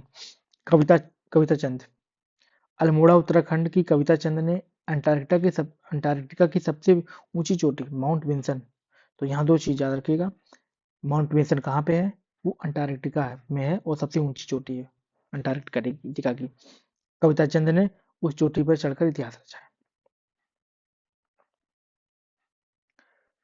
लुआना लोब्स लारा, सिर्फ 29 की उम्र में लुआना लोब्स लारा दुनिया की सबसे युवा सेल्फ मेड महिला अरबपति बन गई है। वह कालसी की सह संस्थापक है जो एक उन्नत प्रोडक्शन मार्केट प्लेटफॉर्म है। ठीक है, तो सबसे 29 की उम्र में सबसे कम उम्र में जो है ये लुआना लोब्स लारा दुनिया की सबसे युवा सेल्फ मेड महिला बन गई है। बी साईराम, कोयला मंत्रालय ने अनुभवी खनन विशेषज्ञ बी साईराम को कोल इंडिया लिमिटेड का चेयरमैन कम मैनेजिंग डायरेक्टर नियुक्त किया है। तो कोल मंत्रालय के अनुभवी थे ये बी साईराम और इंडिया लिमिटेड का चेयरमैन इनको यानी CMD बना दिया गया है बी साईराम को। संगीता बरुआ पिसारोटी, देखिए हम वही चीज फिर से बता रहे हैं आपको कि हम सार संक्षिप्तगी में भी संक्षेप में भी हम वही बता रहे हैं जो इम्पोर्टेंट है, क्वेश्चन में पेपर एग्जाम में आने लायक है। बाकी हम उनका जिक्र नहीं कर रहे हैं जो एग्जाम में आने लायक नहीं है। संगीता बरुआ पिसारोटी, वरिष्ठ पत्रकार संगीता बरुआ पिसारोटी ने इतिहास रचते हुए प्रेस क्लब ऑफ इंडिया की पहली महिला अध्यक्ष बनकर नया कीर्तिमान रचा है। संगीता बरुआ पिसारोटी जो है प्रेस क्लब ऑफ इंडिया की पहली महिला अध्यक्ष बनी है। ठीक है, हरमनप्रीत कौर को जो है पंजाब नेशनल बैंक का ब्रांड एम्बेसडर बनाया गया है, महिला brand ambassador. Doctor Baba Adhav, one village one water source, ये ध्यान रखिएगा, one village one water source के जनक रहे हैं ये। आंदोलन रहा one one village one water source, उसके जो है बाबा आधव जो है आंदोलनकर्ताओं में से एक रहे, इसको नेतृत्व दिया है। अभी उनके हाल ही में निधन हो गया है। राष्ट्रीय विज्ञान पुरस्कार 2025, ये इम्पोर्टेंट है। द्रौपदी मुर्मू ने राष्ट्रपति भवन में राष्ट्रीय विज्ञान पुरस्कार प्रदान किया है।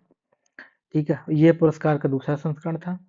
इसमें 4 श्रेणियों में जिसमें विज्ञान रत्न, विज्ञान श्री, विज्ञान युवा और विज्ञान टीम के तहत कुल 24 पुरस्कार दिए गए हैं। और विज्ञान रत्न जो कि सर्वोच्च सम्मान है वो दिया गया है जयंत विष्णु नार्लिकर को, जो कि एक प्रख्यात भौतिक विज्ञानी रहे हैं, उनको मरणोपरांत दिया गया है Jayant Vishnu Narlikar. 40 under 40 lawyer award 2025, Supreme Court of India में प्रैक्टिस करने वाले एडवोकेट शुभम अवस्थी को उनके पेशेवर उत्कृष्टता और मानवीय योगदान के लिए प्रतिष्ठित 40 अंडर 40 लायर अवार्ड 2025 सम्मानित किया गया। अब ये जो है इलाहाबाद हाईकोर्ट आ रही है तो हो सकता है उसमें ऐसा क्वेश्चन पूछा जाए, उससे रिलेटेड है।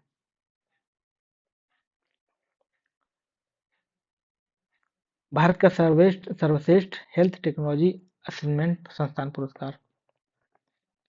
Post graduate institute of medical education and research PGIMER Chandigarh को लगातार दूसरी बार भारत का सर्वश्रेष्ठ हेल्थ टेक्नोलॉजी असेसमेंट संस्थान घोषित किया गया। अभी प्रधानमंत्री जी हमारे कई जगह की यात्रा करके आए हैं, तो उसी यात्रा अभी पिछले वाले वीडियो में मैंने ये जिक्र भी किया था कि बहुत सारे उनको वो सम्मान प्राप्त हुए हैं, तो उन्हीं में से एक ही है order of Oman. Modi ji को ओमान का सर्वोच्च नागरिक सम्मान जो है order of Oman first class प्रदान किया गया है, और ये जो है उनका 29वां अंतर्राष्ट्रीय राजकीय सम्मान है। और एक बार जाके जरूर चेक कर लीजिएगा कि कौन कौन पुरस्कार कौन कौन से सम्मान उनको कहाँ कहाँ किस देश से मिले हैं। ट्रेवल प्लस लीजर इंडिया के बेस्ट अवार्ड 2025 सिंगापुर का चांगी हवाई अड्डा जो है ट्रेवल और लीजर इंडिया के बेस्ट अवार्ड 2025 में विश्व का सर्वश्रेष्ठ अंतर्राष्ट्रीय हवाई अड्डा नामित किया गया है। द ग्रेट ऑनर निशान ऑफ इथोपिया, देखिए इथोपिया के दौरे पर भी थे वो, तो वो यहाँ का भी उनको सम्मान प्राप्त हुआ है जिसका नाम द ग्रेट ऑनर निशान ऑफ इथोपिया। हालांकि ये क्वेश्चन पूछेगा नहीं क्योंकि इसमें ऑलरेडी देश का नाम लिखा हुआ है, तो जाहिर सी बात है नहीं पूछेगा। और जैसे ये है, ये ऑर्डर ऑफ ओमान, तो वैसे थोड़ी पूछेगा ऑर्डर ऑफ ओमान कहाँ किस देश से मिला है उनको, तो ये तो ऐसे पूछेगा नहीं। राष्ट्रीय ऊर्जा संरक्षण पुरस्कार 2025 आंध्र प्रदेश ने चौथे लगातार वर्ष राष्ट्रीय ऊर्जा संरक्षण पुरस्कार 2025 जीता, जो राज्य की ऊर्जा दक्षता में नेतृत्व को दर्शाता है। ठीक है, आंध्र प्रदेश द्वारा जीता गया है राष्ट्रीय ऊर्जा संरक्षण पुरस्कार 2025। टाइम मैगजीन के द्वारा पर्सन ऑफ द ईयर 2025 किसको चुना गया? और तो आर्किटेक्ट ऑफ एआई को जो है पर्सन ऑफ द ईयर चुना गया। ये सम्मान उन नव प्रवर्तकों को दिया गया है जिन्होंने आधुनिक कृत्रिम बुद्धिमत्ता को नई ऊंचाइयों पर पहुंचाया है। मैगजीन के अनुसार 2025 का वो वर्ष वह वर्ष रहा है जब एआई की पूरी क्षमता दुनिया के सामने गूंज उठी और उद्योगों, शासन, वैश्विक नीतियों और दैनिक जीवन को बदल दिया है। PETA India person of the year, ये जो person of the year award पहले टाइम मैगजीन का था, अब ये पेटा का है।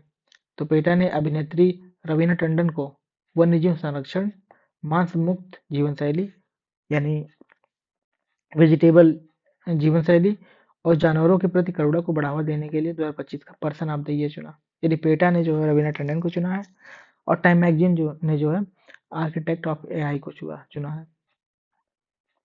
रिस्पॉन्ड बास्केट 2025 भारतीय अंतरिक्ष संस्थान इसरो ने रिस्पॉन्ड बास्केट 2025 लॉन्च किया है। इसका उद्देश्य भारतीय अंतरिक्ष स्टेशन यानी कि चंद्रमा 4, गगनयान, शुक्र ऑर्बिटर मिशन और मानव चंद्रमा जैसे प्रमुख प्रोजेक्ट का समर्थन करना है। तो रिस्पॉन्ड बास्केट जो है वो इसरो का है। ऑपरेशन हॉक आई स्ट्राइक, संयुक्त राज्य अमेरिका ने ऑपरेशन हॉक आई स्ट्राइक के तहत पूर्व सीरिया में आईएसआईएस के संगठनों पर समन्वित हमले किए थे। तो उस ऑपरेशन का नाम है operation hawk eye strike. Desert cyclone second, Bharat और संयुक्त अरब अमीरात के बीच हुआ है ये। ठीक है, ये तो अक्सर होता है डेजर्ट साइक्लोन, तो ये पूछता है डेजर्ट साइक्लोन किसके मध्य हुआ है, तो संयुक्त राज्य अमीरात और भारत के मध्य। कहाँ हुआ है? अबू धाबी में हुआ है। ठीक है, और दूसरा संस्करण ये हुआ है एक्सरसाइज हरिमाऊ शक्ति सैन्य अभ्यास। ये तो अभी पिछले वाले वीडियो में जिक्र भी किया था हमने इसका। एक्सरसाइज हरिमाऊ शक्ति अभ्यास जो है ये भारत और मलेशिया के बीच है। ठीक है, राजस्थान के महाजन फील्ड फायरिंग रेंज में इसका शुभारंभ किया गया। भारतीय भाषा उत्सव 2025 शिक्षा मंत्रालय ने भारतीय महाकवि सुब्रमण्यम भारती की जयंती के अवसर पर नई दिल्ली में मैनी लैंग्वेज वन इमोशन की थीम के तहत भारतीय भाषा उत्सव 2025 का आयोजन किया। किझड़ी, तमिलनाडु की वैगई नदी के किनारे स्थित किझड़ी में खिजड़ी एक जगह का नाम है जहाँ पुरातात्विक खुदाई में ईंट की संरचनाएं, नहरें, फर्श और मिट्टी के बर्तन मिले हैं, जो संगम साहित्य में वर्णित शहरी जीवन की झलक देते हैं।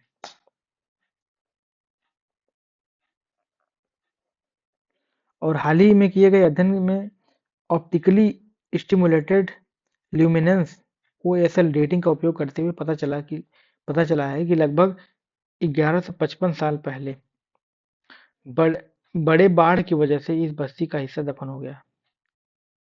ठीक है। तो किजड़ी नामक तमिलनाडु में एक जगह है, वैगई नदी के किनारे स्थित है। वहां पे पुरातात्विक साक्ष्य मिले हैं।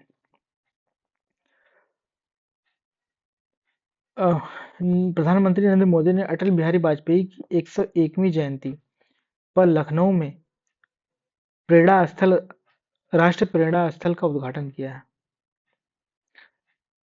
वाजपेयी की 100 जयंती थी। और 65 एकड़ में फैला यह राष्ट्रीय स्मारक अटल बिहारी वाजपेयी, श्यामा प्रसाद मुखर्जी, दीनदयाल उपाध्याय की 65 फीट ऊंची कांस्य प्रतिमाओं के माध्यम से भारतीय राष्ट्रवादी विचारधारा को दर्शाता है। तो यहाँ वहाँ पे जो है 65 एकड़ में फैला हुआ है राष्ट्रीय प्रेरणा स्थल, जहाँ पे अ, अटल बिहारी वाजपेयी, श्यामा प्रसाद मुखर्जी और दीनदयाल उपाध्याय की 65 फीट ऊंची प्रतिमा है। बिलासपुर, बिलासपुर यानी कि छत्तीसगढ़। पहले खेलो इंडिया ट्राइबल्स गेम का उद्घाटन वहाँ पर किया गया है। ठीक है।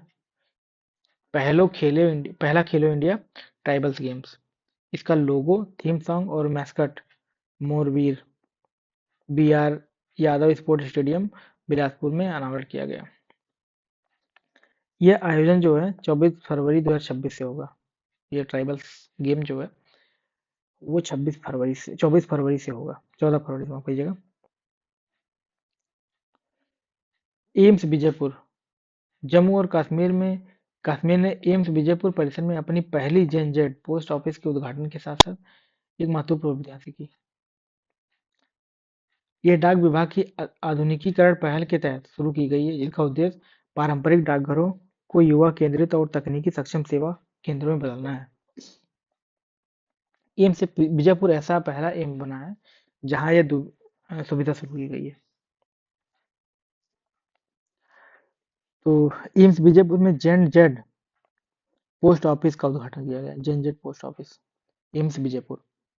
हनोई, नई दिल्ली के बाद हनोई दुनिया का दूसरा सबसे प्रदूषित शहर बन गया है। हनोई, नई दिल्ली पहले स्थान पे तो है ही है, और इसके बाद हनोई बन गया। अब पुस्तक देख लेते हैं। The one cricket my life and more, ये पुस्तक याद रखिएगा, शिखर धवन की पुस्तक है। विकास पुरुष सीएम नीतीश कुमार के ऊपर है और इसको लिखा है मुरली मनोहर श्रीवास्तव ने। Bharat that is India reclaiming our real identity, Abhijit Yog ने लिखा है इसको। द रॉन्ग वे होम उपन्यास है ये, सोनाली खुल्लर सराफ के द्वारा लिखी गई है। No one award, Amy McGuire ने लिखा है। Watch us fall, Kristina Kuvak ने लिखा है। सनातन संस्कृति की अटल दृष्टि, ये ध्यान रखिएगा, सनातन संस्कृति की अटल दृष्टि, वासुदेव देवनानी। कौन है? राजस्थान के विधानसभा अध्यक्ष हैं। और कुछ डेट देख लेते हैं। 1 दिसंबर को विश्व एड्स दिवस, 2 दिसंबर अंतर्राष्ट्रीय दास्तान उन्मूलन दिवस, 5 दिसंबर अंतर्राष्ट्रीय स्वयंसेवक दिवस, 5 दिसंबर को ही मृदा दिवस, 7 दिसंबर अंतर्राष्ट्रीय नागरिक उड्डयन दिवस, और 9 दिसंबर को राष्ट्रीय अंतर्राष्ट्रीय भ्रष्टाचार निरोधक दिवस, 16 दिसंबर विजय दिवस, 18 दिसंबर अंतर्राष्ट्रीय प्रवासी दिवस, ये इम्पोर्टेंट, और 20 दिसंबर अंतर्राष्ट्रीय एकता है। खेल में देख लेते हैं। खेल में ज़्यादा कुछ ऐसा है नहीं। सैयद मुश्ताक अली भी ट्रॉफी फाइनल हुआ है और ये झारखंड ने पहली बार इसको जीता है, और इसके कप्तान ईशान किशन थे। विजेता विजेता जो है झारखंड टीम रही है, और उप विजेता हरियाणा रही है। ठीक है। सैयद मुश्ताक अली जो है T20 world cup, T20 cricket होता है 20 फॉर्मेट में, और फीफा 17 पुरुष विश्व कप 2025, जिसको पुर्तगाल ने फाइनल में ऑस्ट्रेलिया को 1-0 से हराकर पहली बार जीता। तो खेल में तो कुछ ऐसा है नहीं जो पढ़ने लायक है।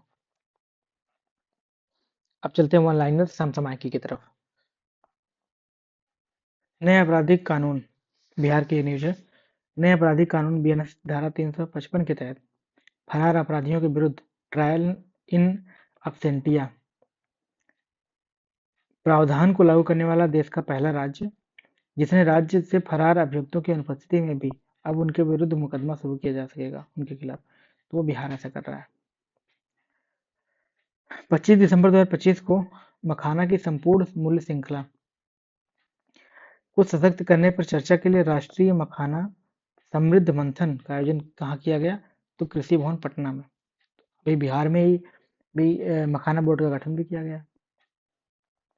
45वें भारतीय वैज्ञानिक अंटार्कटिका शीतकालीन अभियान 45वां भारतीय वैज्ञानिक अंटार्कटिका शीतकालीन अभियान का हिस्सा बनने वाली बिहार की पहली मौसमी वैज्ञानिक कौन बनी है? आरती गुप्ता। यह है बिहार की है। उड़ीसा हाईकोर्ट के किस वरिष्ठ न्यायाधीश को पटना उच्च न्यायालय के 47वें चीफ जस्टिस नियुक्त किया गया है? तो जस्टिस संगम कुमार साहू को। बिहार राज्य सरकार ने अपने पहले विशेष आर्थिक जोन की स्थापना कहाँ करने की घोषणा की? तो कुमारबाग, और यह पश्चिमी चंपारण में है। और नवानगर जहाँ ये बक्सर में है। तो दो जगह करिए अपना विशेष आर्थिक क्षेत्र जोन। बिहार सरकार ने 7 निश्चय 3 कार्यक्रम को कितने वर्षों कार्यकाल की मंजूरी दी? 5 वर्षों के लिए। 7 निश्चय 3 2025 से 2030 तक। बिहार सरकार ने हाल ही में कौन से 3 नए विभागों का गठन किया है? युवा रोजगार एवं कौशल विकास विभाग, उच्च शिक्षा विभाग, सिविल विमानन विभाग।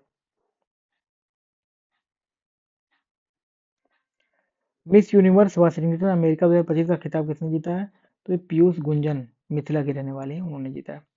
बिहार राज्य का सबसे बड़ा फ्लोटिंग सोलर पावर प्लांट कहाँ विकसित किया जा रहा है? फुलवरिया जलाशय, राजौली, नवादा में। बिहार सरकार ने गुजरात की गिफ्ट सिटी की तर्ज पर कहाँ फिनटेक सिटी विकसित करने के लिए 408.81 करोड़ रुपए की स्वीकृति दी है? तो फतुहा पटना में है ये। 2 से 6 दिसंबर 2025 तक आयोजित 30वीं नेशनल रोड साइकिलिंग चैंपियनशिप में बिहार की किस लड़की ने रजत पदक हासिल किया? सुहानी कुमारी ने। बिहार पुलिस ने महिलाओं और बालिकाओं की सुरक्षा को मजबूत करने के उद्देश्य से राज्य के सभी जिलों में थाना स्तर पर किस ब्रिगेड का गठन किया है? तो अभया ब्रिगेड।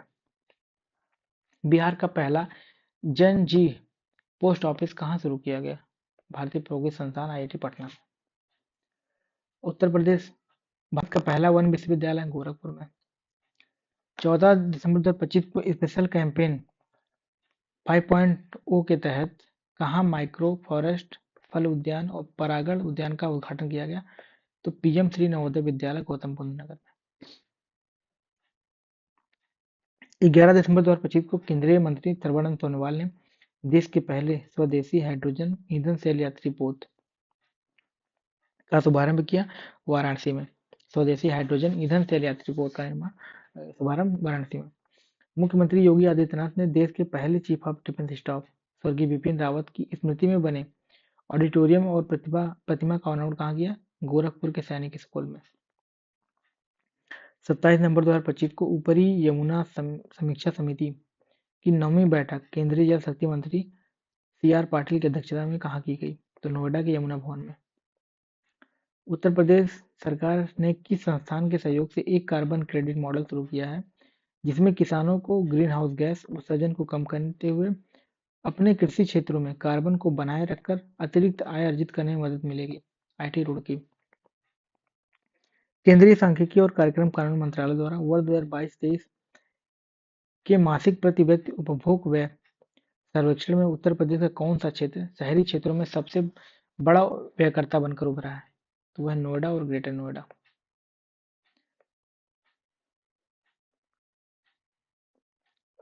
औसत जो मासिक प्रति व्यक्ति उपभोग जो है वो 9,705 रुपये है। भारत सरकार के संस्कृति मंत्रालय के ज्ञान भारतम मिशन के तहत किस संस्थान को भारत का पहला योग आयुर्वेद केंद्रित क्लस्टर सेंटर के रूप में मान्यता दी गई है? तो पतंजलि विश्वविद्यालय हरिद्वार। इसके बारे में हमने विस्तार से चर्चा की है राष्ट्रीय वाले उसमें। हाल ही में किस राज्य सरकार ने हिम तेंदुआ पर्यटन स्नो लेपर्ड टूर शुरू करने की घोषणा की? तो वो उत्तराखंड ने। Snow leopard tour. किस राज्य सरकार ने स्कूलों में शारीरिक और मानसिक दंड पर पूर्ण प्रतिबंध लगा दिया है? महाराष्ट्र सरकार ने। स्कूलों में शारीरिक और मानसिक दंड महाराष्ट्र सरकार में इसका पूर्ण प्रतिबंध लगा दिया गया। महाराष्ट्र के मुख्यमंत्री देवेंद्र फडणवीस ने राज्य स्तरीय किस खेल पहल का शुभारंभ किया? तो ये प्रोजेक्ट महादेव, जैसा कि ऊपर अभी जिक्र किया गया था। किस राज्य सरकार ने नए कानून के जरिए 100 साल पुरानी पगड़ी प्रथा को समाप्त करने की घोषणा की? तो महाराष्ट्र ने। मुख्यमंत्री मोहन यादव ने किस राज्य को नक्सल प्रभाव मुक्त राज्य घोषित किया? मोहन यादव मध्य प्रदेश के मुख्यमंत्री हैं, तो उन्होंने नक्सल प्रभाव मुक्त राज्य घोषित कर दिया है। किस राज्य सरकार ने अनाथ बच्चों को शिक्षा और नौकरियों में 1% आरक्षण दिया है? महाराष्ट्र सरकार ने। 1% आरक्षण मिलेगा अनाथ बच्चों को। अरुणाचल प्रदेश में भारतीय सेना ने अपना पहला सामुदायिक रेडियो स्टेशन शुरू किया, उसका नाम क्या है? Radio Dirang 88.4 FM।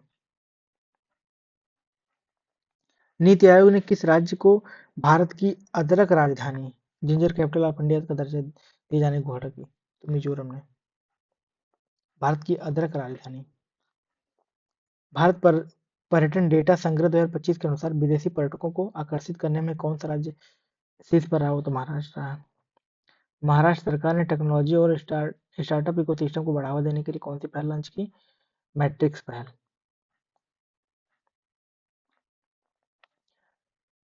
राष्ट्रीय घटनाक्रम देख लेते हैं। भारत सरकार द्वारा शुरू की गई दुनिया की पहली ड्राइवर स्वामित्व वाली राष्ट्रीय मोबिलिटी प्लेटफॉर्म सेवा का नाम क्या है? भारत टैक्सी। ठीक है। भारत सरकार की भारत सरकार द्वारा शुरू की गई दुनिया की पहली ड्राइवर स्वामित्व वाली ड्राइवर ओन्ड राष्ट्रीय मोबिलिटी प्लेटफॉर्म भारत टैक्सी। विकलांगता किसी की क्षमता को सीमित नहीं करती, समाज का दृष्टिकोण करता है। इस संदेश के साथ 28वां दिव्य कला मेला जो है 2025 कहाँ संपन्न हुआ? तो नई दिल्ली के कर्तव्य पथ पर। पंचायती राज और जनजाति मामलों के मंत्रालय ने पेशा अधिनियम 1996 की वर्षगांठ के उपलक्ष्य में 23-24 दिसंबर को पेशा महोत्सव कहाँ आयोजित किया? तो विशाखापत्तनम आंध्र प्रदेश में। राष्ट्रीय महिला आयोग ने महिला केंद्रित नीतिगत मुद्दों पर किस युवा शोध फेलोशिप का शुभारंभ किया? शक्ति स्कॉलर्स का। भारत की पहली पूरी तरह डिजिटल जनगणना 2027 के लिए कितने रुपए का बजट आवंटन किया गया? 11,718 करोड़ रुपए का। 11,718 करोड़। भारतीय खाद्य सुरक्षा और मानक प्राधिकरण ने हाल ही में अंडों में किस हानिकारक रसायन के मिलने पर देश भर में जांच का निर्णय दिया?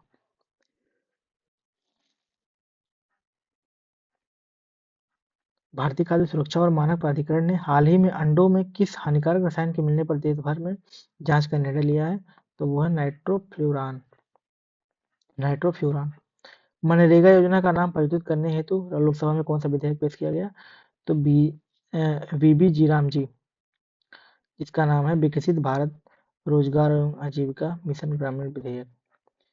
केंद्र सरकार ने ग्रामीण पेयजल व्यवस्था में पारदर्शिता, निगरानी और जवाबदेही बढ़ाने के लिए कौन सा ऐप लॉन्च किया? तो सुजलम भारत ऐप। देश की पहली स्लीपर वंदे भारत ट्रेन जिसमें 16 कोच होंगे, किन दो शहरों के बीच चलेगी? तो पटना से दिल्ली के बीच चलेगी। कपड़ा मंत्रालय ने हस्तशिल्प कारीगरों को सशक्त करने के बनाने के लिए कौन सा राष्ट्रव्यापी कार्यक्रम लॉन्च किया? तो चौपाल कार्यक्रम लॉन्च किया है। अंटार्कटिका महाद्वीप की सबसे ऊंची चोटी माउंट विंसन की सफलतापूर्वक फतेह करने वाली महिला? कविता चंद, उत्तराखंड। भारत के उपराष्ट्रपति सीपी राधाकृष्णन ने नई दिल्ली में किस तमिल सम्राट के सम्मान में एक स्मारक डाक टिकट जारी किया? पेरुम्बिंदुगु मुथरैयर सेकंड सुवर्ण मारन इनका नाम है। केंद्र सरकार ने प्रधानमंत्री कार्यालय पीएमओ राजभवन एवं केंद्रीय सचिवालय का नाम बदल क्रम से क्या कर दिया है? तो प्रधानमंत्री कार्यालय पीएमओ का नाम सेवा तीर्थ होगा, राजभवन का नाम लोक भवन होगा, केंद्रीय सचिवालय का नाम होगा कर्तव्य भवन होगा। भारत का पहला water positive report Indira Gandhi international airport. ISRO के अध्यक्ष वी नारायणन ने केरल के तिरुवनंतपुरम में भारत के पहले प्राइवेट नेविगेशन औद्योगिक हब का उद्घाटन किया, उसका नाम क्या है? Anant centre of excellence for navigation. Bharat सरकार ने टेक्सटाइल वस्त्र सेक्टर में अनुसंधान नवाचार डेटा उत्पन्न संपन्न नीति निर्माण व प्रतिस्पर्धात्मकता बढ़ाने के लिए किस योजना को मंजूरी दी? तो टैक्स रैंप। हाल ही में केंद्र सरकार ने कहाँ भारत का पहला राष्ट्रीय प्रवाल भित्ति अनुसंधान संस्थान एनसीआरआई की स्थापना करने की घोषणा की? तो वो है चिड़िया टापू, दक्षिण अंडमान में। प्रधानमंत्री नरेंद्र मोदी ने दुनिया की सबसे ऊंची मानी जा रही 77 फीट ऊंची भगवान राम की कांस्य प्रतिमा का अनावरण कहाँ किया? तो गोकर्ण जीवोत्तम मठ, गोवा में। दुनिया की सबसे ऊंची जो है भगवान राम की मूर्ति 77 फीट ऊंची है, और इसका उद्घाटन गोकर्ण जीवोत्तम मठ जो है गोवा में किया है। भारत को कितने वर्ष के कार्यकाल के लिए यूनेस्को कार्यकारी बोर्ड में पुनर्निर्वाचित किया गया? तो 25 से 29, यानी 4 साल के लिए। दिसंबर 2025 में किस देश ने अपना पहला पॉलीमर एक रियाल का बैंक नोट जारी किया? तो ओमान ने। एक पॉलीमर का है एक रियाल, ओमान ने जारी किया है। भारत सरकार ने किस देश की राजधानी में स्थित भारतीय वीजा एप्लीकेशन सेंटर को अस्थायी रूप से बंद करने का निर्णय लिया? तो ढाका, बांग्लादेश। भारतीय वीजा एप्लीकेशन सेंटर जो है ढाका में बंद कर दिया गया। अमेरिकी राष्ट्रपति डोनाल्ड ट्रंप ने किन देशों के साथ मिलकर एक नया वैश्विक समूह कोर 5 C5 बनाने का विचार कर रहे हैं? भारत, रूस, चीन और जापान के साथ मिलकर कोर 5 जो है बनाने का विचार कर रहे हैं। ठीक है, जिसमें भारत होगा, रूस होगा, चीन होगा, जापान होगा और अमेरिका होगा। अमेरिका की नई महत्वपूर्ण खनिज विविधीकरण योजना का नाम क्या है, जिससे भारत को बाहर रखा गया है? PACS silica. अमेरिका की नई महत्वपूर्ण खनिज विविधीकरण योजना का नाम क्या है? PACS silica. किस देश ने रूस को अफ्रीका में अपना पहला नौसैनिक अड्डा स्थापित करने की अनुमति दी? तो सूडान ने, जिसकी राजधानी खार्तूम है। देश ने रूस को अफ्रीका में अपना पहला नौसैनिक अड्डा बनाने की अनुमति सूडान ने दी। भारत सरकार ने किस देश से अत्याधुनिक हेरोन मार्क 2 ड्रोन खरीदने की अनुमति दी है? तो इजराइल ने। इजराइल से भारत जो है हेरोन मार्क 2 ड्रोन खरीदेगा। दुनिया का सबसे लंबा ड्राइवरलेस मेट्रो नेटवर्क 176 किलोमीटर लंबा जो होने का गिनीज वर्ल्ड रिकॉर्ड किसने बनाया? तो रियाद मेट्रो ने। ड्राइवरलेस मेट्रो नेटवर्क होगा ये। विश्व के सर्वश्रेष्ठ शहर 2025-26 की रैंकिंग में लगातार 11वें वर्ष से दुनिया का सर्वश्रेष्ठ शहर घोषित किया गया, तो लंदन शहर को। संयुक्त राष्ट्र की वर्ल्ड अर्बनाइजेशन प्रॉस्पेक्टस रिपोर्ट 2025 के अनुसार जनसंख्या के आधार पर दुनिया का सबसे बड़ा शहर कौन बन गया? तो जकार्ता। आर्कटिक एक्सप्रेस चीन की पहली वाणिज्यिक आर्कटिक शिपिंग सेवा है, जो चीन के निगम्बो झोउशान बंदरगाह को यूरोप के किन प्रमुख बंदरगाह से जोड़ती है? तो फेलिक्सस्टोव यूनाइटेड किंगडम का है, और रॉटरडैम नीदरलैंड का है, और हैम्बर्ग जर्मनी का है। वहां से जोड़ेगी ये आर्कटिक एक्सप्रेस। चर्चा में माउंट तफ्तान ज्वालामुखी, जिसमें लंबे समय यानी 7 साल बाद सक्रिय होने के संकेत दिखाई दिए, तो ये ईरान में है। तफ्तान ज्वालामुखी। हाल ही में चर्चा में रहे उदंती सीता नदी बाघ अभयारण्य कहाँ पे है? तो छत्तीसगढ़ में है। दिसंबर 2025 में दक्षिण अफ्रीका से 8 ब्लैक कैप्ड कैपुचिन बंदरों का आयात कर भारत ने किस जैविक पार्क में किसको लाया है? कहाँ पे? तो बन्नेरघट्टा जैविक उद्यान में, यानी जो बेंगलुरु कर्नाटक में है। वहां दक्षिण अफ्रीका से 8 ब्लैक कैप्ड कैपुचिन बंदर का आयात किया जाएगा। और national highway authority of India ने किस राज्य में NH 45 पर भारत की पहली वन्यजीव सुरक्षित सड़क प्रारंभ की?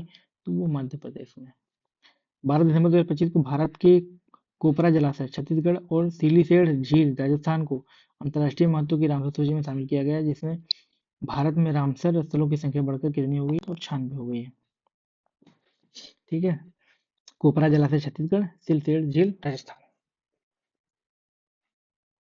असम के किस वन्यजीव अभयारण्य में समुदाय नेतृत्व वाले संरक्षण प्रयासों के माध्यम से जंगली मधुमक्खी कॉलोनियों को सफलतापूर्वक फिर से स्थापित किया गया।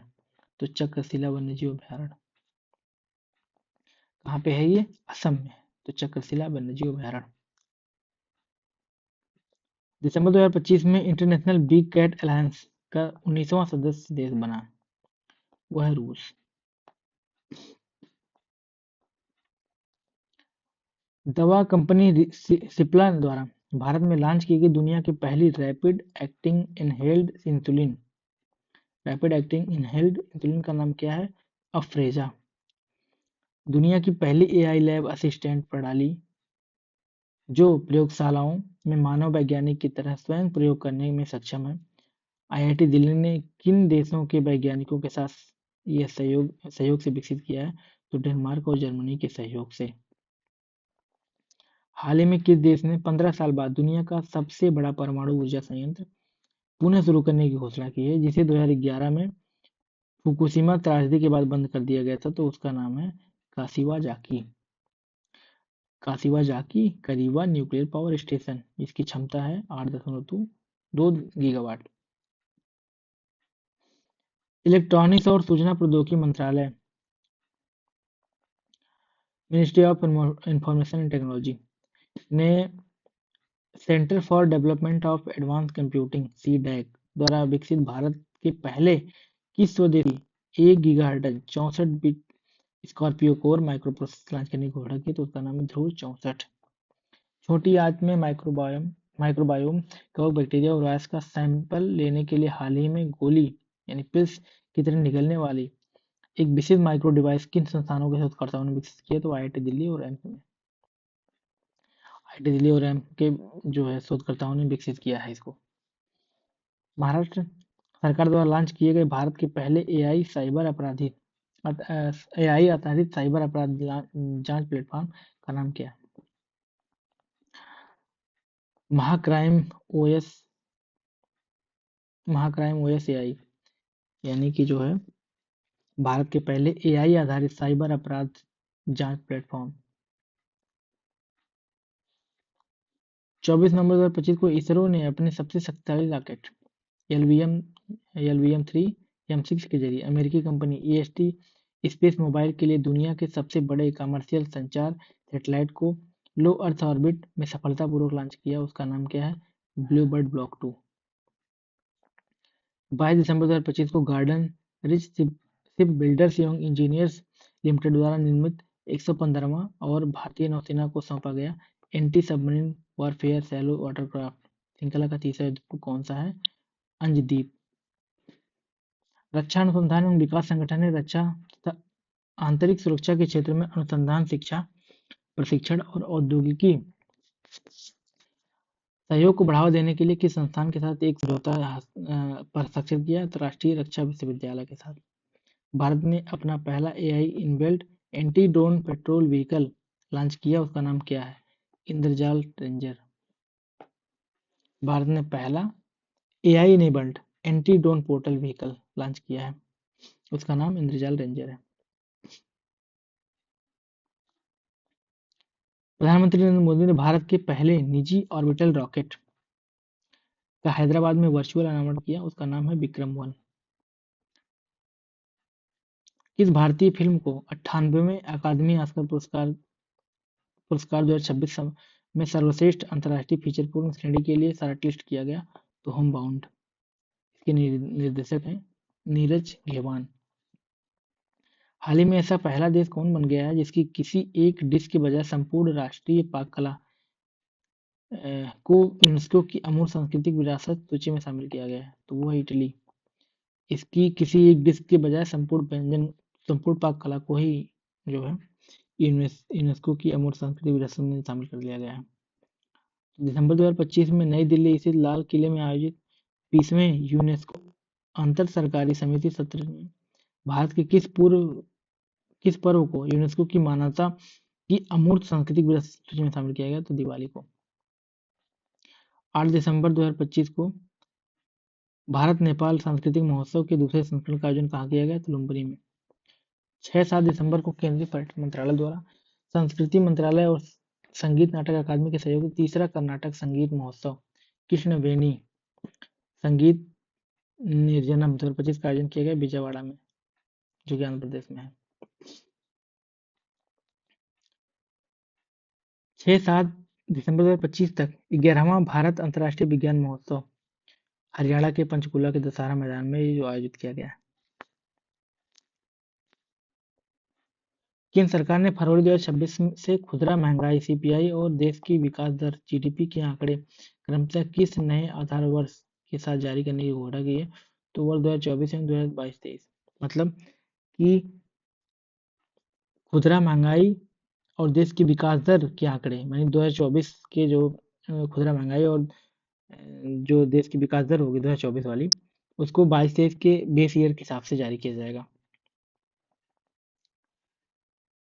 22 दिसंबर को भारत और किस देश के बीच मुक्त व्यापार समझौता संपन्न हुआ? न्यूजीलैंड के बीच। भारत के डिजिटल भुगतान तंत्र को बढ़ावा देने के उद्देश्य से गूगल ने किस भारतीय बैंक की साझेदारी में भारत में अपना पहला वैश्विक क्रेडिट कार्ड लॉन्च किया? तो एक्सिस बैंक के सहयोग के साथ। राष्ट्रीय खनिज विकास निगम एनएमडीसी ने साइबर सुरक्षा बढ़ाने और डिजिटल प्रौद्योगिकियों को उन्नत करने के लिए किस संस्थान के साथ साझा समझौता हस्ताक्षर किया? आईआईटी कानपुर। भारत सरकार ने ग्रामीण सहकारी बैंकों के आधुनिकीकरण और डिजिटल सशक्तिकरण के लिए किस शेयर्ड सर्विस एंटिटी की स्थापना की? सहकार सारथी।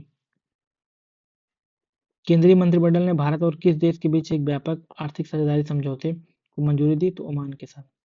लघु वित्त बैंक में परिवर्तित होने के लिए आरबीआई से सैद्धांतिक मंजूरी पाने वाला पहला भुगतान बैंक? तो फिनो पेमेंट बैंक। भारत और रूस ने वर्ष 2023 तक द्विपक्षीय व्यापार को कितने अरब डॉलर तक बढ़ाने का संकल्प लिया? तो 100 अरब डॉलर तक। खेल का ऑनलाइन देख लेते हैं। T20 इंटरनेशनल क्रिकेट में 4000 रन बनाने वाले पहले क्रिकेटर भारत की स्मृति मानधना। और मार्च 2026 में आयोजित होने वाले पहले कॉमनवेल्थ खो खो चैंपियनशिप, ये देख लीजिए, इंपॉर्टेंट है ये, कि मेजबानी किस देश द्वारा की जाएगी? तो भारत द्वारा, कॉमनवेल्थ खो खो चैंपियनशिप। और 2028 में होने वाले पहले नेशनल यूथ गेम्स की मेजबानी किस राज्य द्वारा की जाएगी? तो बिहार के द्वारा। अबू धाबी यूएई में आयोजित आईपीएल 2026 की मिनी नीलामी ऑक्शन में आईपीएल में इतिहास के सबसे महंगे खिलाड़ी कौन बने? Cameron green. ऑस्ट्रेलिया के ऑलराउंडर हैं कि ने इनको 25.20 करोड़ में खरीदा है। दिसंबर 2025 में कतर के दोहा में आयोजित फीफा बेस्ट फुटबॉल अवार्ड 2025 में फीफा मेंस एवं women's player of the year पुरस्कार किसने जीता? तो मेंस में ओस्मान डेम्बले फ्रांस के हैं, इतना बोनमाटी स्पेन की हैं, जो कि महिला है।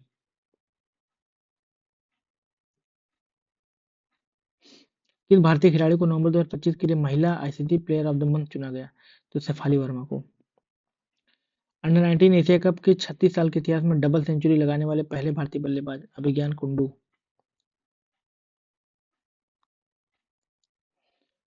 1572 की रेटिंग के साथ एफआईडीई फीडे शतरंज रेटिंग प्राप्त करने वाले इतिहास के सबसे कम उम्र के 3.5 वर्षीय खिलाड़ी कौन बन गए? सर्वज्ञ सिंह कुशवाहा, जो कि मध्य प्रदेश के हैं। प्रधानमंत्री नरेंद्र मोदी को इथियोपिया के अपने सर्वोच्च सम्मान क्या कौन सा मिला? The great honour Nishan of Ethiopia. प्रतिष्ठित इफ्को साहित्य सम्मान मैत्री पुष्पा को मिला है।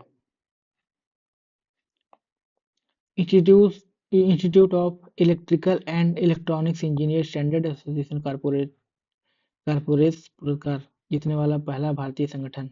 Centre for development of telematics. किस राज्य ने लगातार चौथे वर्ष प्रतिष्ठा राष्ट्रीय ऊर्जा संरक्षण पुरस्कार 2025 जीता? तो आंध्र प्रदेश ने जीता है। किस रेलवे स्टेशन को राष्ट्रीय ऊर्जा संरक्षण पुरस्कार 2025 प्राप्त हुआ? तो मियाना रेलवे स्टेशन, गुना, मध्य प्रदेश। भारतीय प्रशासनिक सेवा आईएएस की किस अधिकारी को संयुक्त राष्ट्र के सर्वोच्च पर्यावरण सम्मान champion of the earth award 2025 सम्मानित किया गया? तो सुप्रिया साहू को किया गया। Sanctuary wildlife service award 2025 के लिए प्रदान किया था परवीन शेख को। बॉम्बे नेचुरल हिस्ट्री सोसाइटी की साइंटिस्ट हैं ये। गोवा में आयोजित 56वें भारतीय अंतर्राष्ट्रीय फिल्म महोत्सव 2025 में किस वियतनामी फिल्म को गोल्डन पीकॉक पुरस्कार प्रदान किया गया? स्किन ऑफ यूथ को। दिसंबर 2025 में एयरटेल इंडिया के मैनेजिंग डायरेक्टर कौन बने हैं? मैनेजिंग एमडी और सीईओ दोनों नियुक्त किया गया था शाश्वत शर्मा को। 15 दिसंबर 2025 को भारत का नया मुख्य सूचना आयुक्त किसे नियुक्त किया गया? राजकुमार गोयल को। नया मुख्य सूचना आयुक्त जो है राजकुमार गोयल बने। प्रेस क्लब ऑफ इंडिया की पहली महिला अध्यक्ष संगीता बरुआ। कोल इंडिया के नए अध्यक्ष सह प्रबंधक निदेशक बी साईराम। मेटा इंडिया ने किसे अपना सार्वजनिक नीति प्रमुख हेड ऑफ पब्लिक पॉलिसी नियुक्त किया? अमन जैन को। पीएनबी हाउसिंग फाइनेंस ने किसे नया प्रबंध निदेशक एवं मुख्य कार्यकारी अधिकारी यानी सीईओ नियुक्त किया? अजय कुमार शुक्ला को। 15 से 22 दिसंबर 2025 के मध्य आयोजित संयुक्त अभ्यास एवियांद्रिया 2025 की मेजबानी भारतीय वायुसेना ने किस देश के एरोस्पेस फोर्स के साथ की? रूसी संघ एरोस्पेस फोर्स के साथ। रूस के बीच कौन सा द्विपक्षीय सैन्य अभ्यास का आयोजन हुआ? एक्सरसाइज एवियांद्रा। 18-30 दिसंबर 2025 के मध्य भारत और किस देश के बीच संयुक्त सैन्य अभ्यास डेजर्ट साइक्लोन हुआ? तो भारत और संयुक्त अरब अमीरात के बीच डेजर्ट साइक्लोन शुरू हुआ।